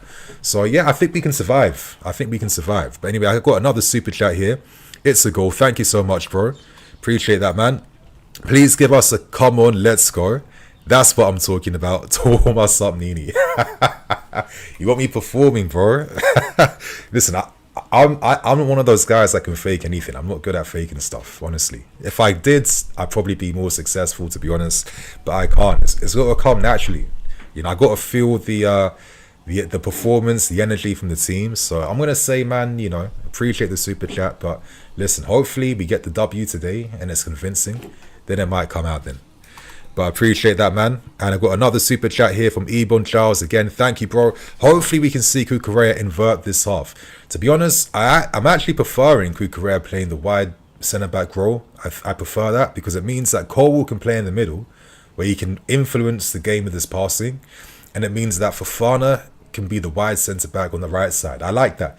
There might be times Cucurella might invert. That's what Maresca is going to love to have in this squad, that he can pick and choose what he has to do depending on the opposition. But in the meantime, I do feel like it is interesting that Maresca has moved away, in a sense, from the left back in the first team, being the inverted guy, and he's gone back to the right back being the inverted option. But it's a bit different now because the right back isn't inverting to make a pivot. He's inverting to make a midfield three. And I think that offers a bit more license to get forward. I think it complements their attacking threats, whilst the players need to have the defensive tactical responsibilities in the middle of the field. And I actually think when Reece James comes back, I'm really interested to see, after international break, what he does playing in this like midfield three as this like inverted fullback option. I think that could be very, very interesting to see, because Reece James is like one of those midfield player / fullbacks. He's like I've always seen him as like one of the Philip Lahm type of like fullbacks that can do bits in midfield and do bits out wide. And hopefully, if he masters that role, that could be the role that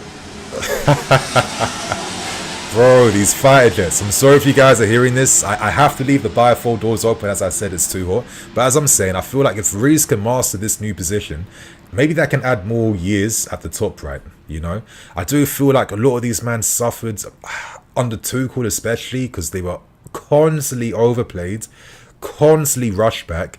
And I feel like other managers have, you know, they felt the ramifications of that, right?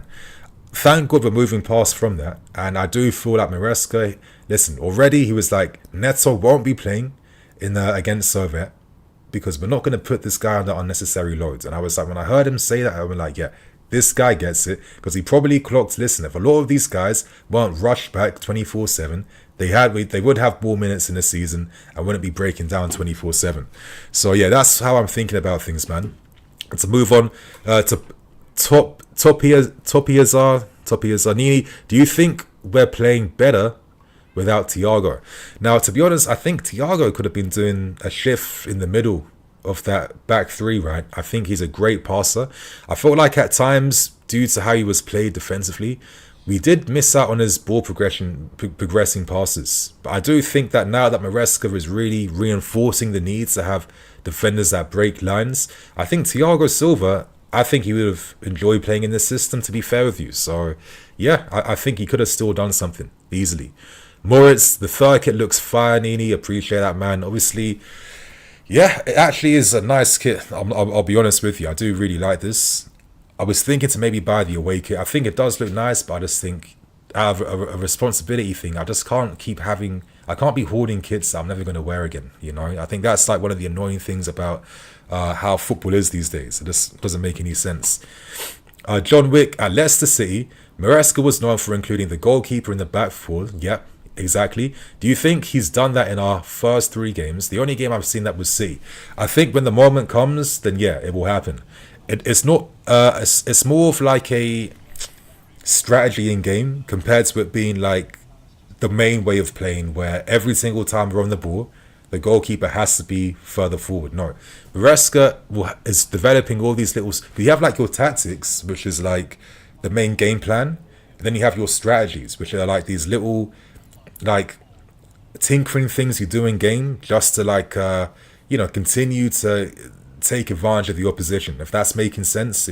I know I'm not explaining it properly, but there's your tactics and there's your strategy, and Sanchez making a makeshift defense isn't a tactic, that's a strategy. Where, listen, at times, sometimes it's good to have a goalkeeper good on the ball who can push forward to allow us to have another man in the opposition's half.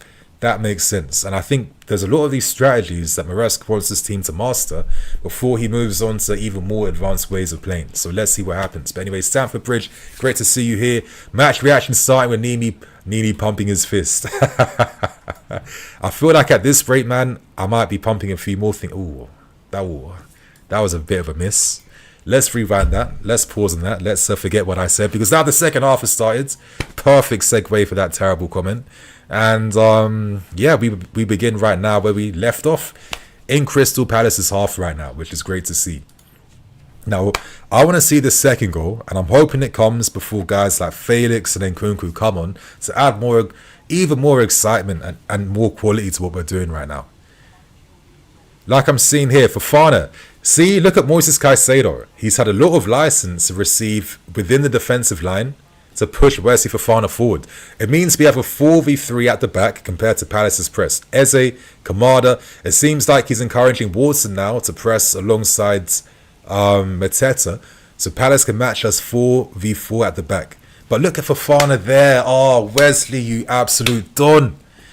There's things like that Wesley can do. How many centre-backs can actually do that? He's like a midfield player, Wesley Fofana. That's the sick thing about him. Anyway, Enzo, he tried to play that ball over the top, but Neto just wasn't on the same wavelength to time that run perfect. But again, in a month or two this time, they'll understand that, like, telepathically, and it'll add so much to the team. But anyway, Nico's dropping deep then, just forcing the Crystal Palace defenders to follow him. And that's what I like about false 9. If you got someone that can play false 9 properly, you just disrupt defenses so good, because you're constantly getting them to come your way. But anyway, Cole Palmer brought down again. Is that a yellow card? Is that, how often with us? How often? Surely he's off now, no? I think Hughes was booked already. I don't get it. Like, we did this stuff in the first half. We were getting yellow cards for this. So I'm not actually understanding. He brought him down, but he's through on goal. Surely that's a yellow card if you're keeping it consistent. Come on, man. These referees every single time. I think it's like a UK thing where we just love the underdog so much that we'll just subconsciously give them an advantage every single time. That's what it's like. Crazy. Anyway, Cole Palmer or Enzo? Enzo's free kick against Aston Villa was a movie, but Cole Palmer, Mr. Nonchalant himself, Mr. Soon Come. I can also see him planting this ball top left bins. That would be great to see. Let's kill Crystal Palace right now. Come on, boys. Come on. Is that you, Cole? Cole Palmer. Oh, what a save. That was a mad save from Henderson then. Big save. Palmer was going for that Oscar type of free kick. Like, if you guys remember Oscar, he'd always go for, like, what's the correct terminology to, like, describe that type of shot? Where you're going to, like, the opposite post. Where you're putting, like, the, like, reverse spin on the ball then. Sloppy that I can't think of it right now. But that was, I just call it the Oscar free kick, because Oscar always went for that side of the post, basically. Anyway, Cole Palmer again. Back post. Oh, another save. That's what I want to see right now. We're keeping the intensity up. We're forcing Palace into making moments. This is a great performance right now at the moment within these first 50 minutes. Oh, Colwell so unlucky he didn't make that 2-0 then. Oh, come on, boys. Come on. Another one. Is that Enzo or is that Palmer again? Palmer's playing some decent balls, but is that going to be Palmer? Enzo? I got no idea. Enzo this time. Oh, we connect there again. Oh, good play, Cole. Just to play that little pass back to Caicedo. Caicedo plays it back. It's a good store. Palmer, who's he found? We're playing it back into the box. And we have... Okay, we can't get there. But is that like a small indication of our improvement in terms of our set-piece threat and patterns? Because we know that we spent like... I think it was 1.4 million to sign Bernardo Cueva from Brentford, which is mad, right? For a set-piece specialist. But that was, some nice creative set pieces then. But anyway, Palace are doing the right thing. They're taking off Hughes, who's under pressure now, and obviously bringing on Doucouré. Now, I'd imagine that, I don't know, is he coming back from injury? Why is he not starting the game? But they're bringing on a pretty solid option, actually. So, let's see what he does. But yeah, Hughes was starting to get ran through a little bit. And yeah, the referee not booking him, Palace were very lucky in my opinion. Anyway, Eze, we've really nullified this guy's influence in the game. Eze, back to Doucouré. Oh, that's it. Got a bit of a mid-block going on. No, offside, and that was timed perfectly then. Did you see how quickly our defensive line engaged, where they really stepped up fast to take Palace out? That was really good defending then. Moises been receiving so many balls from deep. I know that... Oh, what a ball to Gusto and behind. Oh, that is unlucky, man. That is unlucky. That's a very nice idea as well. But I know, like, at the start of the season, we all had ideas that Enzo would play the Harry Winks role. But then I thought to myself, that would really limit what Enzo can do, right? Wouldn't it make sense for Caicedo to be an option there, where at least he offers more defensive solidity? And actually, I think Moises is actually really good at kickstarting attacks and moves. And in the meantime, I think Maresca's realised, listen, Caicedo's my guy to drop deep. And I think that's better, to be honest. Oh, what a ball. Palmer dropping deep, opening the pitch up, finds Neto. Enzo! Ah! Come on, boys. Unlucky. Let's get this execution up now. Come on. I feel like this is a moment now where we can get the second goal. We need to get some better execution in these moments, though.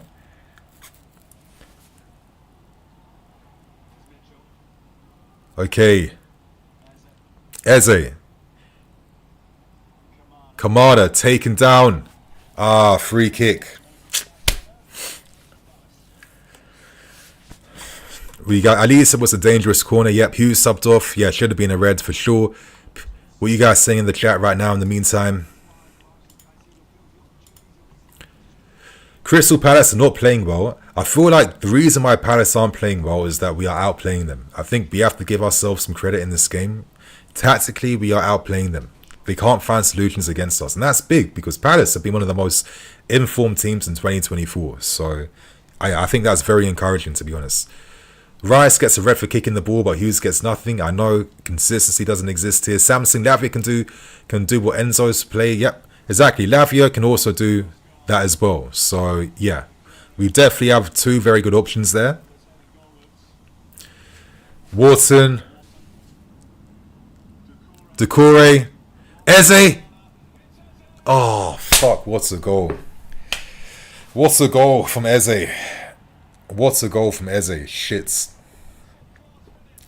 The only thing about our defending is that I think this is the second or third occasion Palace had an attempt outside the box. Listen, I'm not panicking right now. I'm not panicking at the moment. We don't control the situation. I think it's still a great finish by Eze. I mean, listen, Eze should be playing for a top 4 club right now. I think he's that good. Set piece. We don't control the situation from a set piece. Sanchez takes out his man. A bit of panic inside the box. Watson carries it forwards. Look at the spaces here. We get sucked in. Oh, just deflects off. Again, what can you do? Like, you know, I think I'll give credit to Eze for that goal. You know, we blocked the first shot, but it just happens to go in the path of Eze. And it just happens to, like, perfectly set him up to take a shot outside the box. And he takes that shot very quickly. He didn't waste time. That was a first-time effort from Eze. First-time effort. So I'm not going to complain. Listen, we can't be naive and think that we're going to win every game 2-3-0 and teams will never score against us. It's not like that. If anything now, this is a good opportunity for us to see how the team reacts from adversity. It's a good opportunity to see how we react now to losing our leads. And we're going to learn if it's going to be positive or not. So personally, I'm not fearful yet. I'm still in a position where I want to see how we react and what we do. So let's see what happens. Yeah, we conceded to a great goal then by Eze. A very good goal. What can you do? Eze. Oh, shit. Oh, well defended though in the end by Gusto and Fofana. But Eze, he was quiet in this game. Now he's finding a few opportunities. Anyway, Noni powers forward on that right side. Come on, Noni. Run towards goal, Noni. Unlucky. He tried to find Palmer, but I think he should have tried to find a free kick, to be honest with you. But that was encouraging then. Wesley, and that's it. That's our ball. But yeah, like I said, I'm not panicking. Talk to you about Enzo now. I'm trying to think about what had happened. Did Decore's shot deflect off him, or was Enzo not in the right position? I don't know. I can't remember fully now. Everything's just happened recently, to be fair. What you guys remind me about this Enzo thing? Yeah, I get it. Our midfielders centre is soft, but I mean, listen, you just can't be perfect in everything, right? If that blocked shot deflected somewhere else, then Eze wouldn't have even been able to take the strike then. You know what I mean? So Palace had some fortune with that. They had some fortune there. So, you know, it happens. But like I said, I think we see the reaction now. I'm not expecting us to be perfect from the first minute to the 90th minute, especially right now. Can we be perfect for at least 70% of the game? And during that 70%, is that enough to get us the 3 points? Anyway, Palace have stepped up. I think one of the things I've noticed second half is that Watson has been encouraged to press alongside Mateta, just to create more of a 4v4 in the press now. So it's the Premier League, you know. It's a league that's full of the best coaches in the world. And these coaches have plans to react. This is why lots of games change from one half to the next, because, you know, managers, they know how to react and they know how to get their teams back. So like I said, let's wait to see what happens. Hopefully we defend the set piece. That's the only thing that I think is like one of the biggest L's. We can't control set pieces right now.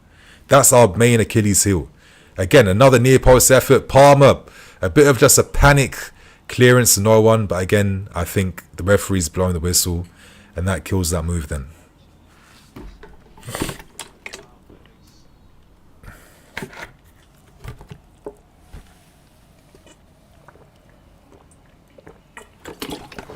You guys in the chat, remind me about Enzo again. Like, he didn't play the right pass right. I'm trying to think. Like, there was a moment to play the assist. Yeah, but he didn't play the assist then to Gusto on the right side. I get it.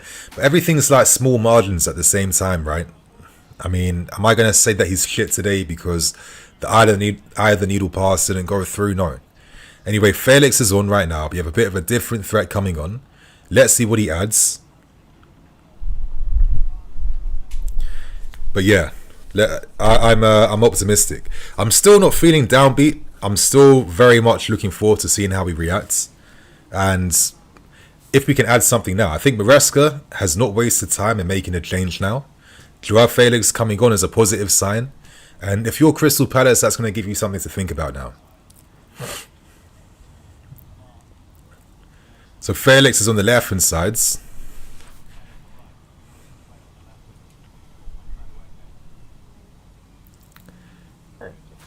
Mateta wins that. Cole plays it back to Sanchez. Sanchez brings it down. Not gonna lie, Sanchez, that was a sick pass from Sanchez then. Like, this is the thing about this guy.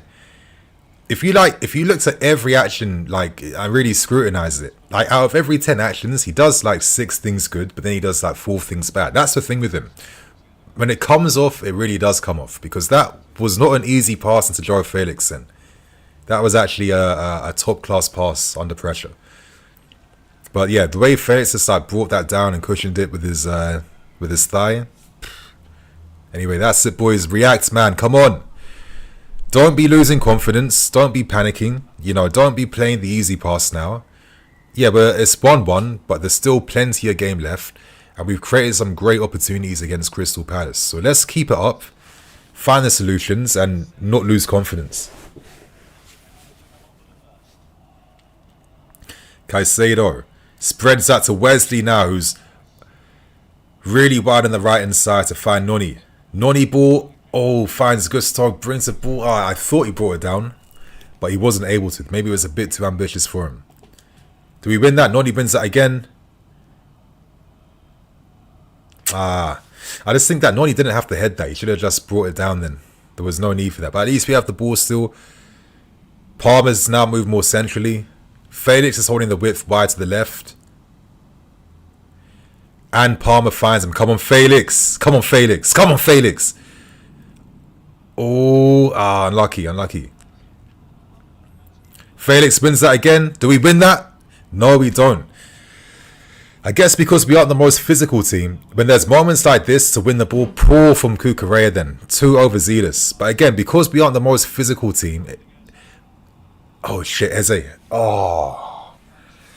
Defended by Fofana. Good sweeping by Fofana then. But like I'm saying, we're not the most physical team. So like moments where we could win these second balls, we're just unable to really win them properly. Like it was a 3v2 and both Enzo and Felix and Cucurella couldn't win possession for us in that half then. Eze nearly pulled off that pass then, but Fofana read it well. But now Palace second half are producing a lot more opportunities from set pieces.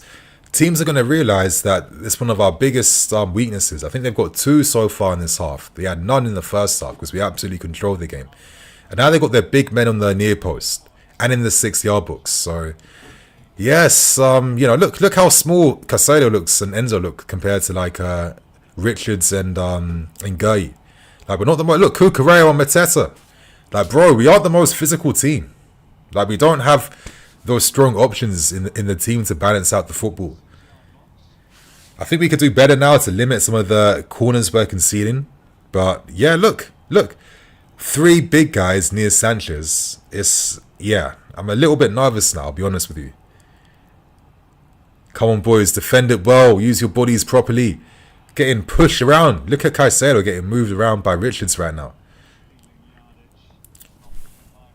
Yes, defended. Levi.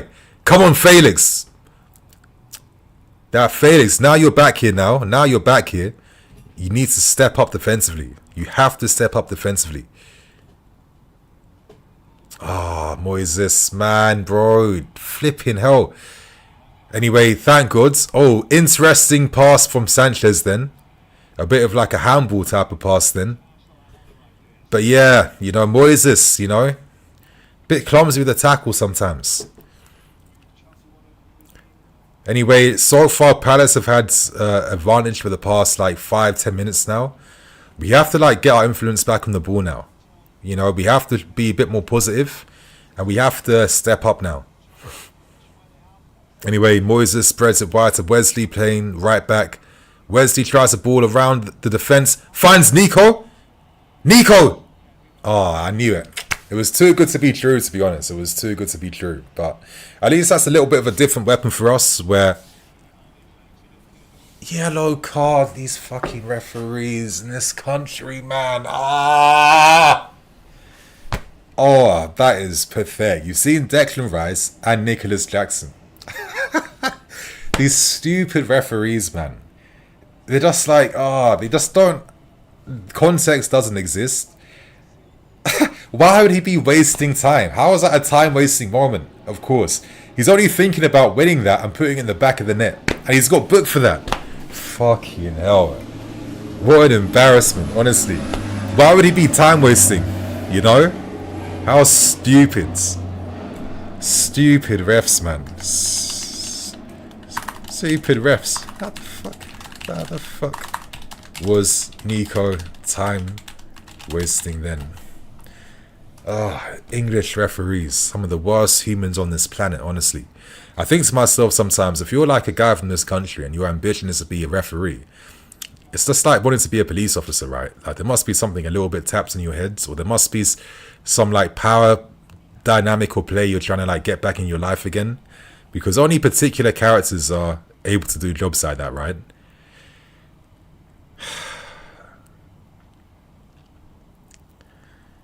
Nonsense. Now I'm just hoping there won't be some stupid moment where Nico, you know, goes for a challenge, misses it slightly, now gets sent off, because this referee has been card happy.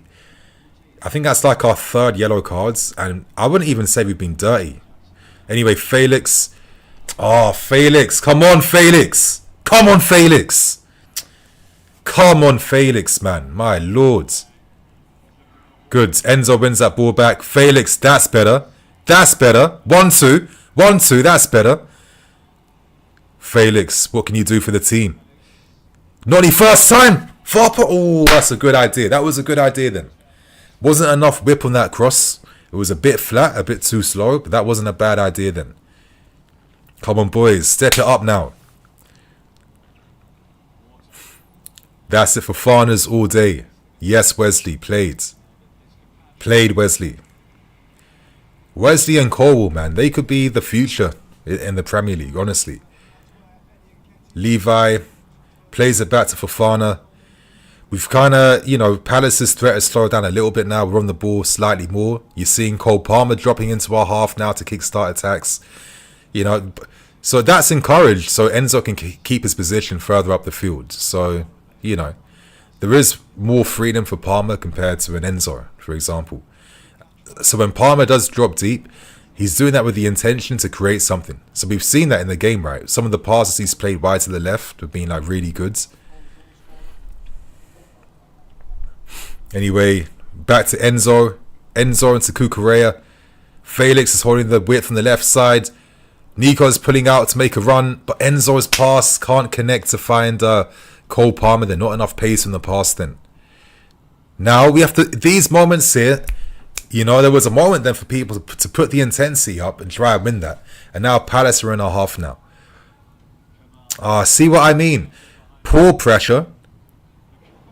Oh my God. Oh, what's an important tackle. Please tell me that it's just a bit of pain. Please tell me Malo Gusto is not injured now. But do you see what I mean? There was a moment then in Palace's half for us to put the pressure up, go for the second ball and hunt them down. But then everyone goes to sleep. Everyone shuts off. And then every time that's happened, yeah, I mean, what a tackle from Gusto. What a world-class tackle from Gusto. But as I'm saying, to finish my point off, weak pressure off the ball, as always. And every time now, we're seeing that teams are finding a man free on the right side. Look at Servette. Constantly finding guys down that right-hand side. You know, you're looking at City as well. You're looking at many teams. And I think that's also one of the big weaknesses so far, is that, you know, we just stop engaging defensively all the time. That we keep turning things off sometimes, you know. It's not good. It really isn't good. Like, Palace could have made it 2-1. If not for like a stupid, like ridiculous tackle from Gusto, it would have been 2-1. And you can't be defending like that at this level. I'm sorry. Gusto had to take a bit of damage to stop that from being 2-1 then. And it all came because Felix and Enzo and Cucurella and Palmer stopped engaging defensively and just kind of started jogging on the ball then after losing possession. It's not good. It's not good, man. I mean, you don't see Man City do that. And you tell me what, you got Silva and all these small guys in their team too. I mean, come on.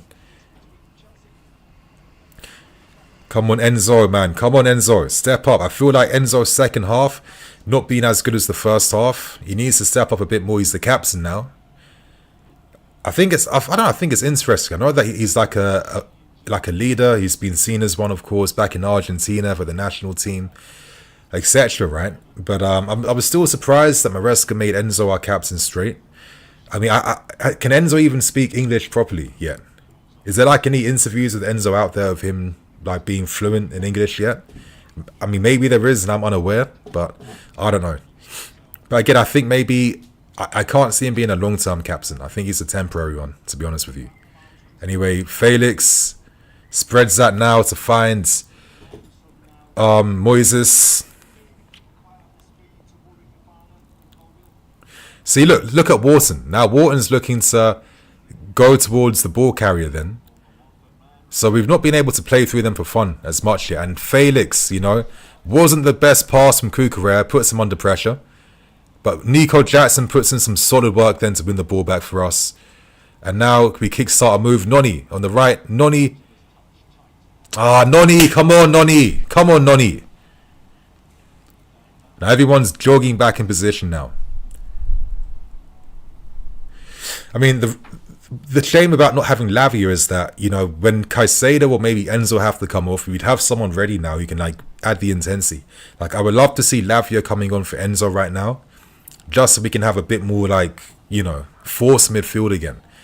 So that's why I'm always going to feel like, in terms of the squad balancing, should we have maybe considered Ugo Chukwu or Santos in the squad? Because, you know, having 4 of those guys in midfield, I'd feel a bit more safer during times like this in games where it feels like we're looking a bit weak in midfield again now, you know?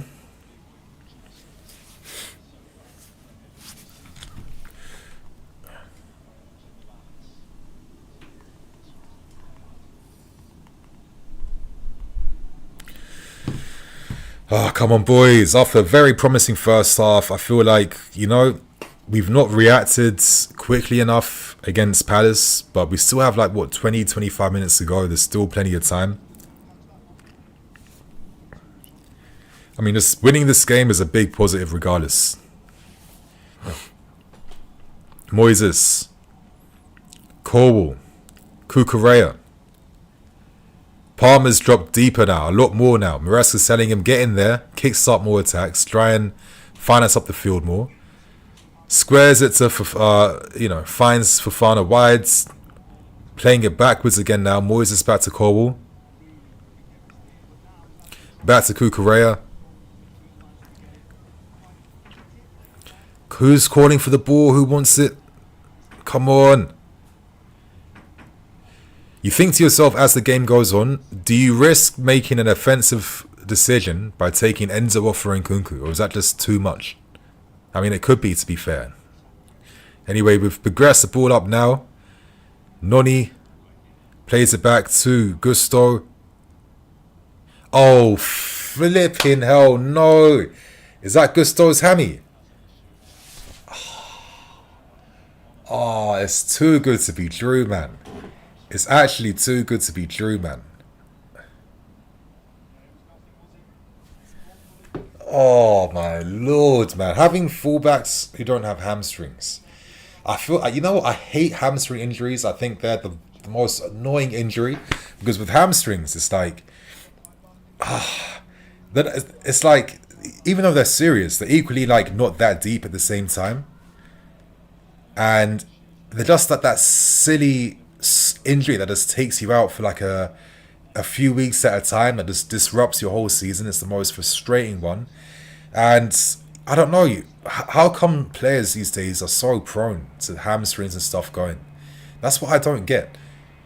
You know, with all the sports science, with how these players look after themselves, why are like hammies and all this shit like so like prevalent now? Oh, it's actually very frustrating. Anyway, double sub time, I think. Mudryk and Disasi. So I think Disasi will move into defense, I guess, which makes sense.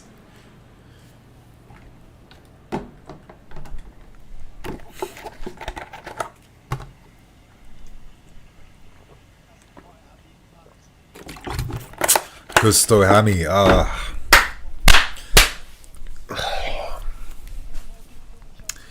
Do you think that challenge he made aggravated something in him? Because he really stretched in to stop it from being 2-1. So it seems like he might have sacrificed his game for us to keep us in the game. And like I'm saying, it comes from the fact that, you know, weak pressure off the ball.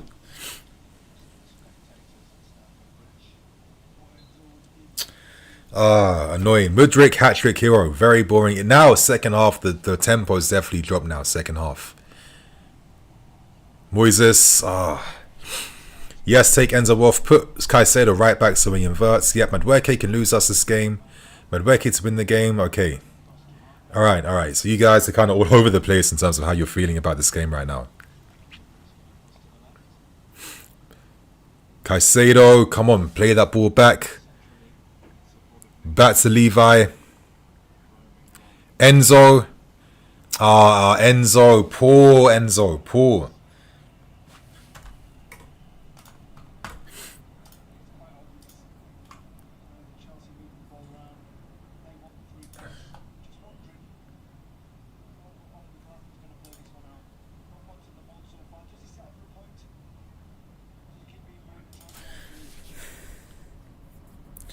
Yes, Felix. Come on, Felix. A bit of imagination is needed now.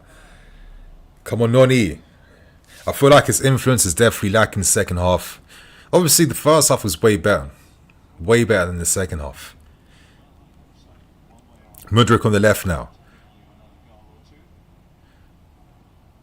So it's very offensive. Mudryk now is holding the width. Maresca wants Felix now more connected centrally. So it does seem like Caicedo is playing the inverted role in the team. Because I didn't see the Sassy coming on. So I think that's a positive sub by Maresca. That's a positive substitution to try and, force something now in Palace's half.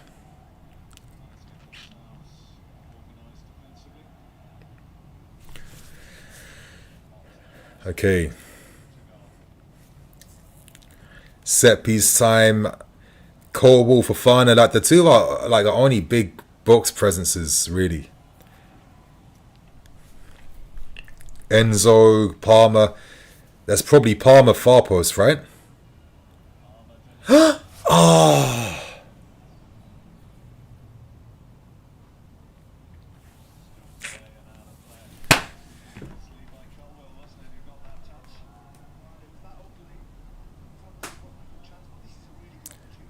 Cole again.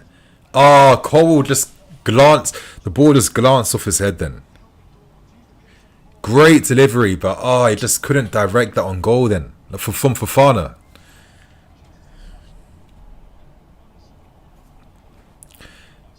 Caicedo, great tackle. Doesn't win the ball, man.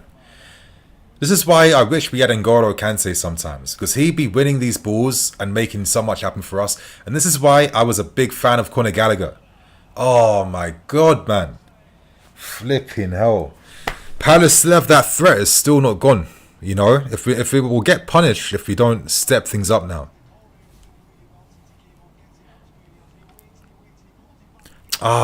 Crap. Sorry, 1 second, you guys. Hey, I'm just streaming right now. Obviously, the game's on right now. Yeah, I'm home. Don't worry. I think Candy's going to be home as well too. So just give her a call. Alright, see you in a bit, babes. Bye.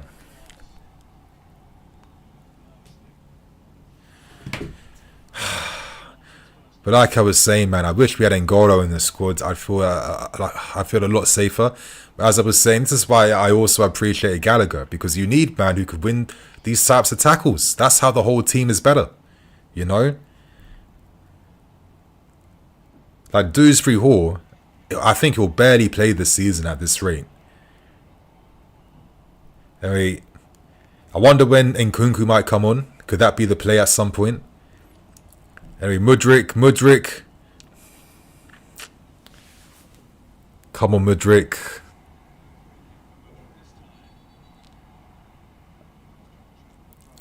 We need a moment of inspiration from the team now. I feel like we're not going to system our way into creating a goal. But I do think that a moment of quality from some of these big players that we've signed, I think that is definitely needed now. Wesley.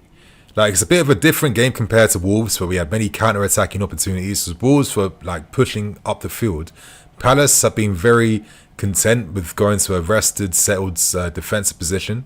And it's a different game when you have to like unlock them and break them down. I feel like the tempo is definitely slowing a bit. Like, players are holding the ball for a second longer than they should. And then poor quality inside the box Terrible, man. Fofana. Terrible ball in the box from Fofana then. And now I'm feeling like it's just like desperation mode right now, you know? Getting into desperation modes, trying to force anything to come right now. We have like, what, maybe 15 plus minutes left. There's still a little bit of time, but it's getting a bit nervous now, to be honest. Oh, we win that? Oh, fuck, man.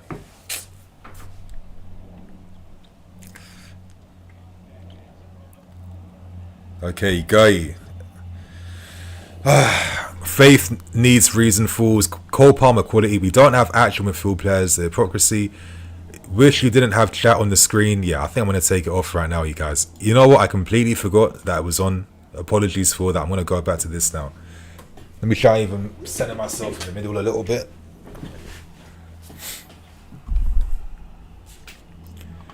But yeah, I'm going to take it off. Yeah, apologies for that. Okay, not panicking yet, Nini. Like I just said now, 50 minutes left. The reaction I was hoping to see hasn't really come yet.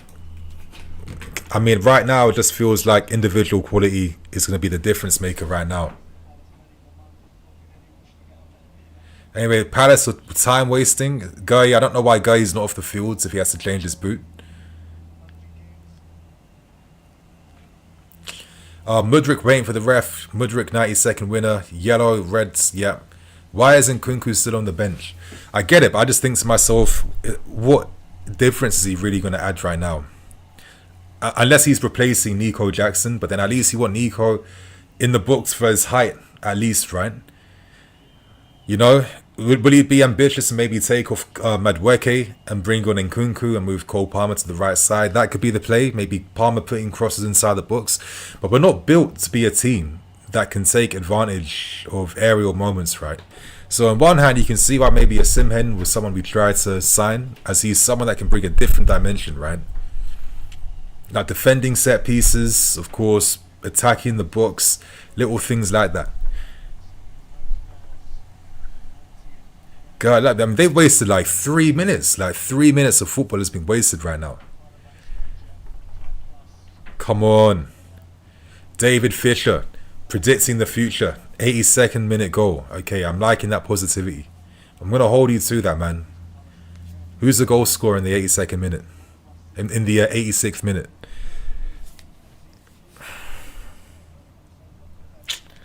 Come on, boys. Give me something, man. That's a bit more urgency. But you guys, are you going to make another sub, or are you keeping what we have now? Because subs don't always necessarily mean that you're going to be playing 10 times better. Anyway, Enzo has moved deeper now.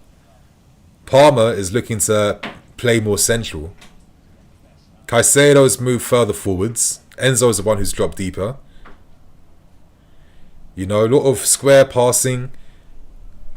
I don't think Palace are going to care about pressing now. So I feel like we have to stop moving the ball backwards as much now. Palace aren't going to commit men forward. See, poor.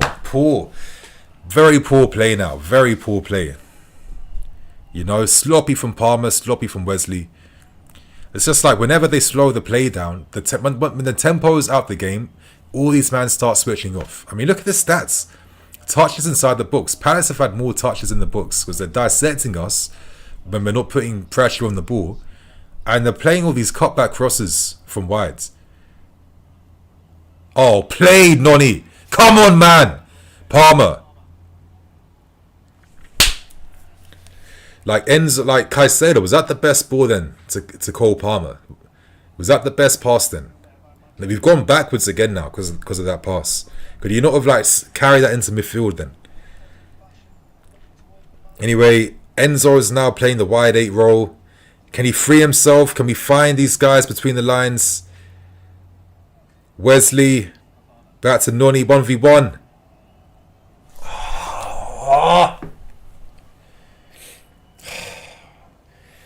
Nah, man, the reaction's just been a bit dead.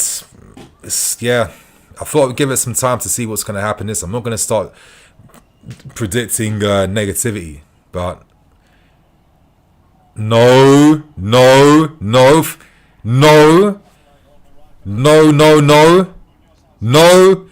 Okay, defended by Kukurea then. My lords. Come on, Mudryk, Mikhailo. Plays it back to Felix. Come on, Felix. Carry us up the fucking field, man. Squares it to Noni. Noni. Cutting inside again. Back into danger. Squares it. And now Palace have all their guys back in defence. And now the opportunity's gone. And now Palace can be at least put the pressure on Felix. Close him down, man. Flip him jogging to the ball, man. You know what I mean? You just come on the field. You're not tired. Close the space down. Be aggressive. Like, why can't these players do that sometimes? Mate, I know I'm being so basic right now, but it really is frustrating. You know? Put the burners on and force him to make a mistake. Like, if I was a player, I would just be like, what, I've got less than 10 minutes left. Flip it. I'm making sure I'm putting in max effort right now. Kukurea. Oh, see, all these passes are getting intercepted for fun. Intercepted for fun by Crystal Palace. You know, we're trying to play through them.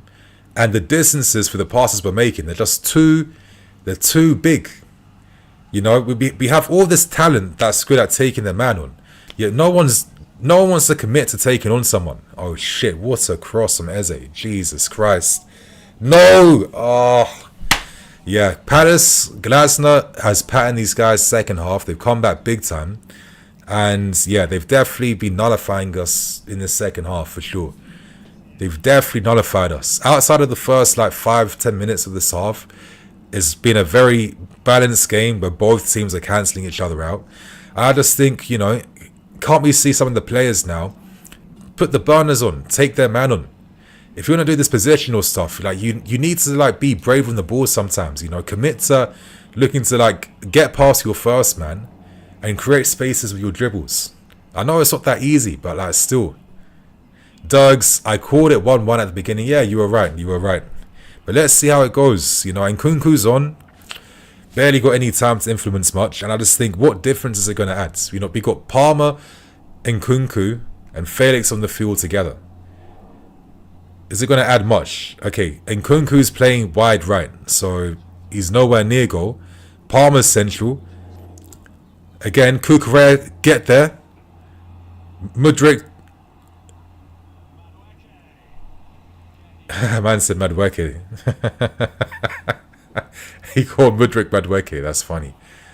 Oh, please, man. In terms of the ideas on the ball, it's still very much... It's very flat right now. We can't find any of our guys. They're getting screened off very well by Crystal Palace, who are flooding men centrally right now. They want us to have the ball out wide. They're happy with that. You know? Square balls here again. It's just... And all the passing too, it's like, it's not crisp. You know, that ball made Enzo have to go backwards then. It's not crisp. It's just wasting our time. Anyway, Felix finally in a dangerous area. Moises finds Nkunku. Nkunku! Oh, one of the only moments then. It's the first time in like 10 minutes or 5 minutes Felix was able to receive between the lines. It's like we have to... Palmer. Palmer. Come on, man. We need more attackers on the pitch. The chemistry isn't there yet, exactly. Enzo ain't taking nobody on. Yep, we need to bring in more. These streams are bad vibes. I don't know how Madueke got 85 minutes. Yeah, the second half he was poor, this fan base. Yeah, the hating, I get it. But that's what it's like when you do these streams. I think people react in the moments of things, right? That's one thing you definitely notice. Anyway, Palace are very happy to get this point now. Taking off an attacking player to bring on another defensive player. Yeah, you know, it still seems like a lot of work is done when it comes to playing against like settled rested defenses, because we've struggled to find anything between the lines. We have all these guys we've bought who are supposed to be experts between the lines, but we haven't found Felix there, and Nkunku's not there. You know, Palmer's very deep. We're not creating nothing for the forward, and it's just flat passes and flat passes. And Nkunku...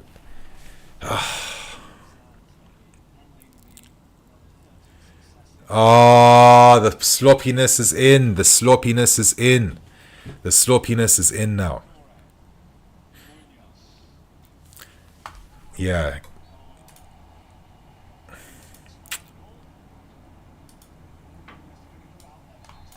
Yeah, Greek, man, you're making your point, bro, but like also be like a little bit mature now. You're being like a bit of a nerd now, man. Come on. You're just making the chat a bit silly, just spamming the same thing. Like, just don't be a nerd, bro. You made your point. But yeah, man, flat, be nothing so far. Just passes backwards and sloppy passes. The moment tempo gets slower, we're finished, basically.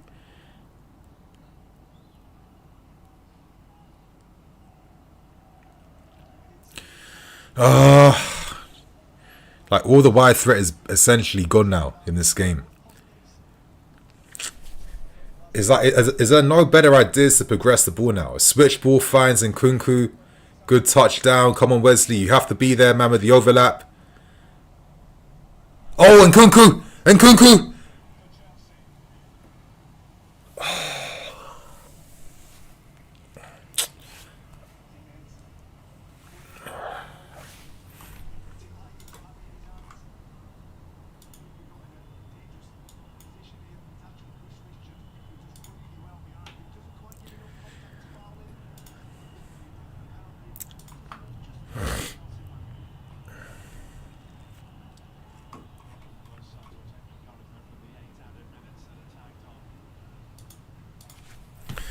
So far, the only threat comes from counter-attacks. I think that's one thing we've learned. I think against Wolves, counter-attacks were fun.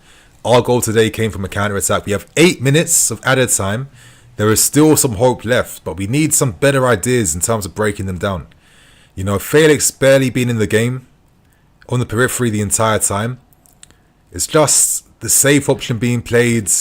Come on, Mudryk, get past one. Get past two now, Mudryk. Get past two. Get past two, Mudryk. But it's just like, why is no one close to him for like the 1-2 giveaway or something? I think Palmer's influence is definitely lacked in the second half too. Did he have to maybe finish this game? Oh, fuck off, ref, man. Oh, my lord. Oh, my lord. It's just such a nerdy rule to introduce, right? How many teams are going to pick up stupid yellow cards for no reason? Ugh. You have to be a robot on the fields in all occasions now. What nonsense. Win that, cuckoo.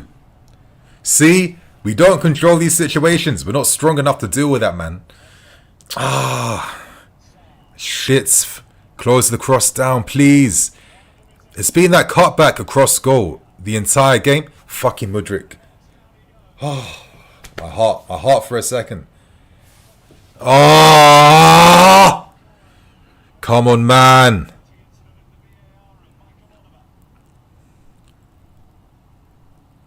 Yes, Moises. Come on, who wants it wide? Is this all these ball to feet merchants just doing nothing? Yes, that's a bit better. Make the run. Find Felix. That's it. Come on. Oh! But that's what I'm saying, man. Our only threat so far we're seeing comes from counter-attacking moments. That's when we look very dangerous. That was great football then on the counter. Nico, ambitious effort. Good attempts. Good attempt from Nico. Unlucky. But that's like his first shot since like the goal he scored, right?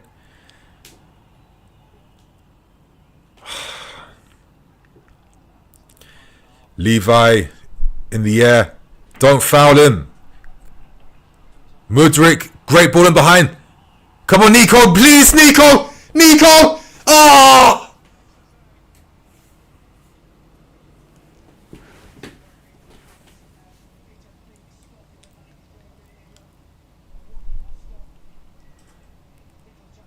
Great ball from Mudryk. Unreal ball from Mudryk, but could Nico not have taken it on his right foot? No. You know, the wrong touch. Like, he used the wrong foot to control the ball then, man. So he was forced into his left foot then.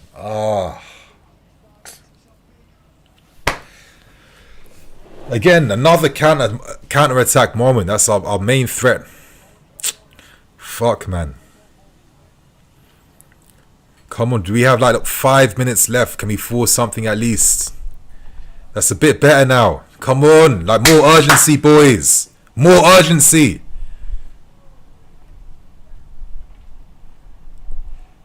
Moises, carry it. Come on, find someone, bro. Enzo. Palace have just been screening us so well throughout the second half. Palmer, space centrally to carry, plays it to Nkunku, finds Moises wide. Moises, can you take your man on? No, he can't. Too slow again. But Palmer.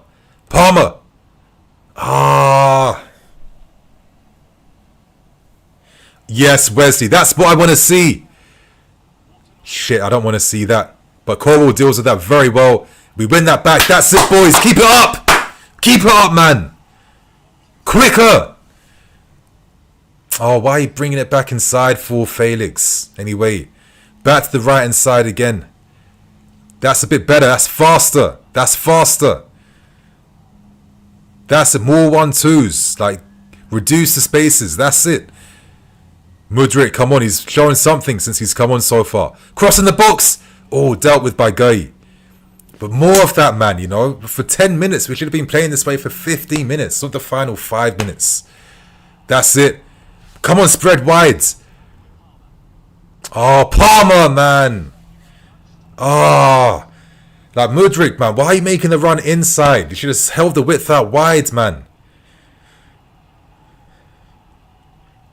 Finally, Enzo slots Felix in. Felix! Oh, fuck, he panics, man. And Nkunku's looking at him like, bro, why do you not play it to me? You know, I feel like Nkunku, I feel for this guy, because look at Nkunku's movement here. Look at Nkunku. Look. He was there. You know, Felix. Panicking. He wasn't alert enough to know to release it then. I feel like Nkunku, if the team just were like, you know what, let's just fire where Nkunku is, we'll be in a much better position, to be honest.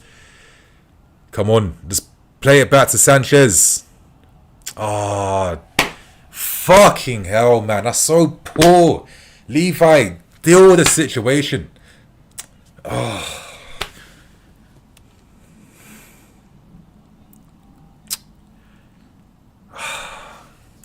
Man, I really wanted it to be a win today, honestly. I don't think it's been an awful game, but a win, man. Quick, Enzo, someone, like... Oh, fuck.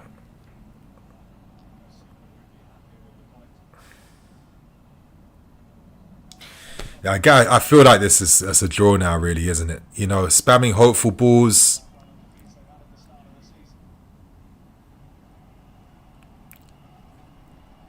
Wesley.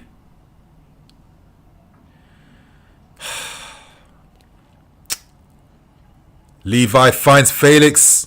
Oh!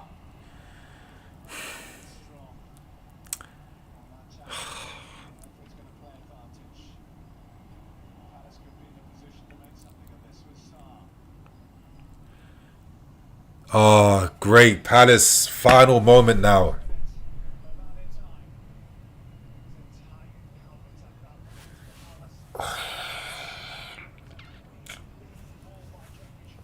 Come on, boys. At least defend. At least get the point. At least, man. Well, it says like there's like 30 seconds left. At least get the point, man. Get the point, bro. Come on.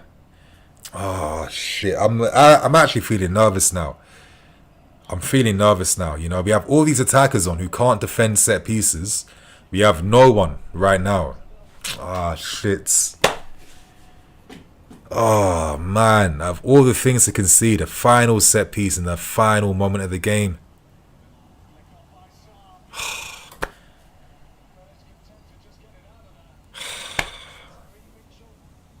And that's pure panic. Felix, man. Just giving away another corner now.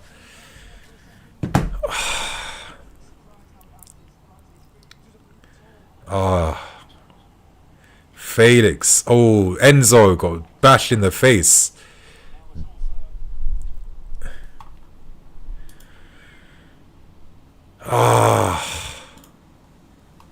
think that's pretty much it. But my stream's ended right now. Yeah, I think that's pretty much a draw now, right? Yeah, Crystal Palace draw. Back to reality we go. Back to reality. I guess we're still undefeated, but back to reality we go. I mean, the 1-1. Listen, positives, negatives, it is what it is. It wasn't the worst 1-1 I've ever seen. So I don't think the players leave here, embarrassing us or shaming the shirt. So listen, we want to see us win every single week. But I don't think this was a performance that was embarrassing. But it was a performance where it showed us that obviously we still aren't there yet. And we need to find better solutions against these settled defences, because we really struggle to unlock our guys between the lines. We look quite one-dimensional in terms of how to break the teams down, right? So there's still a lot of work to do against these low blocks, man. You know what I mean? So yeah, my friends, I'm going to pretty much wrap things up now. I'm going to get ready now to make this review. Thank you to everyone that sent super chats, that's watched the stream with me. And yeah, I'm going to see you guys very shortly with the match review. So stay tuned so we can unpack this game.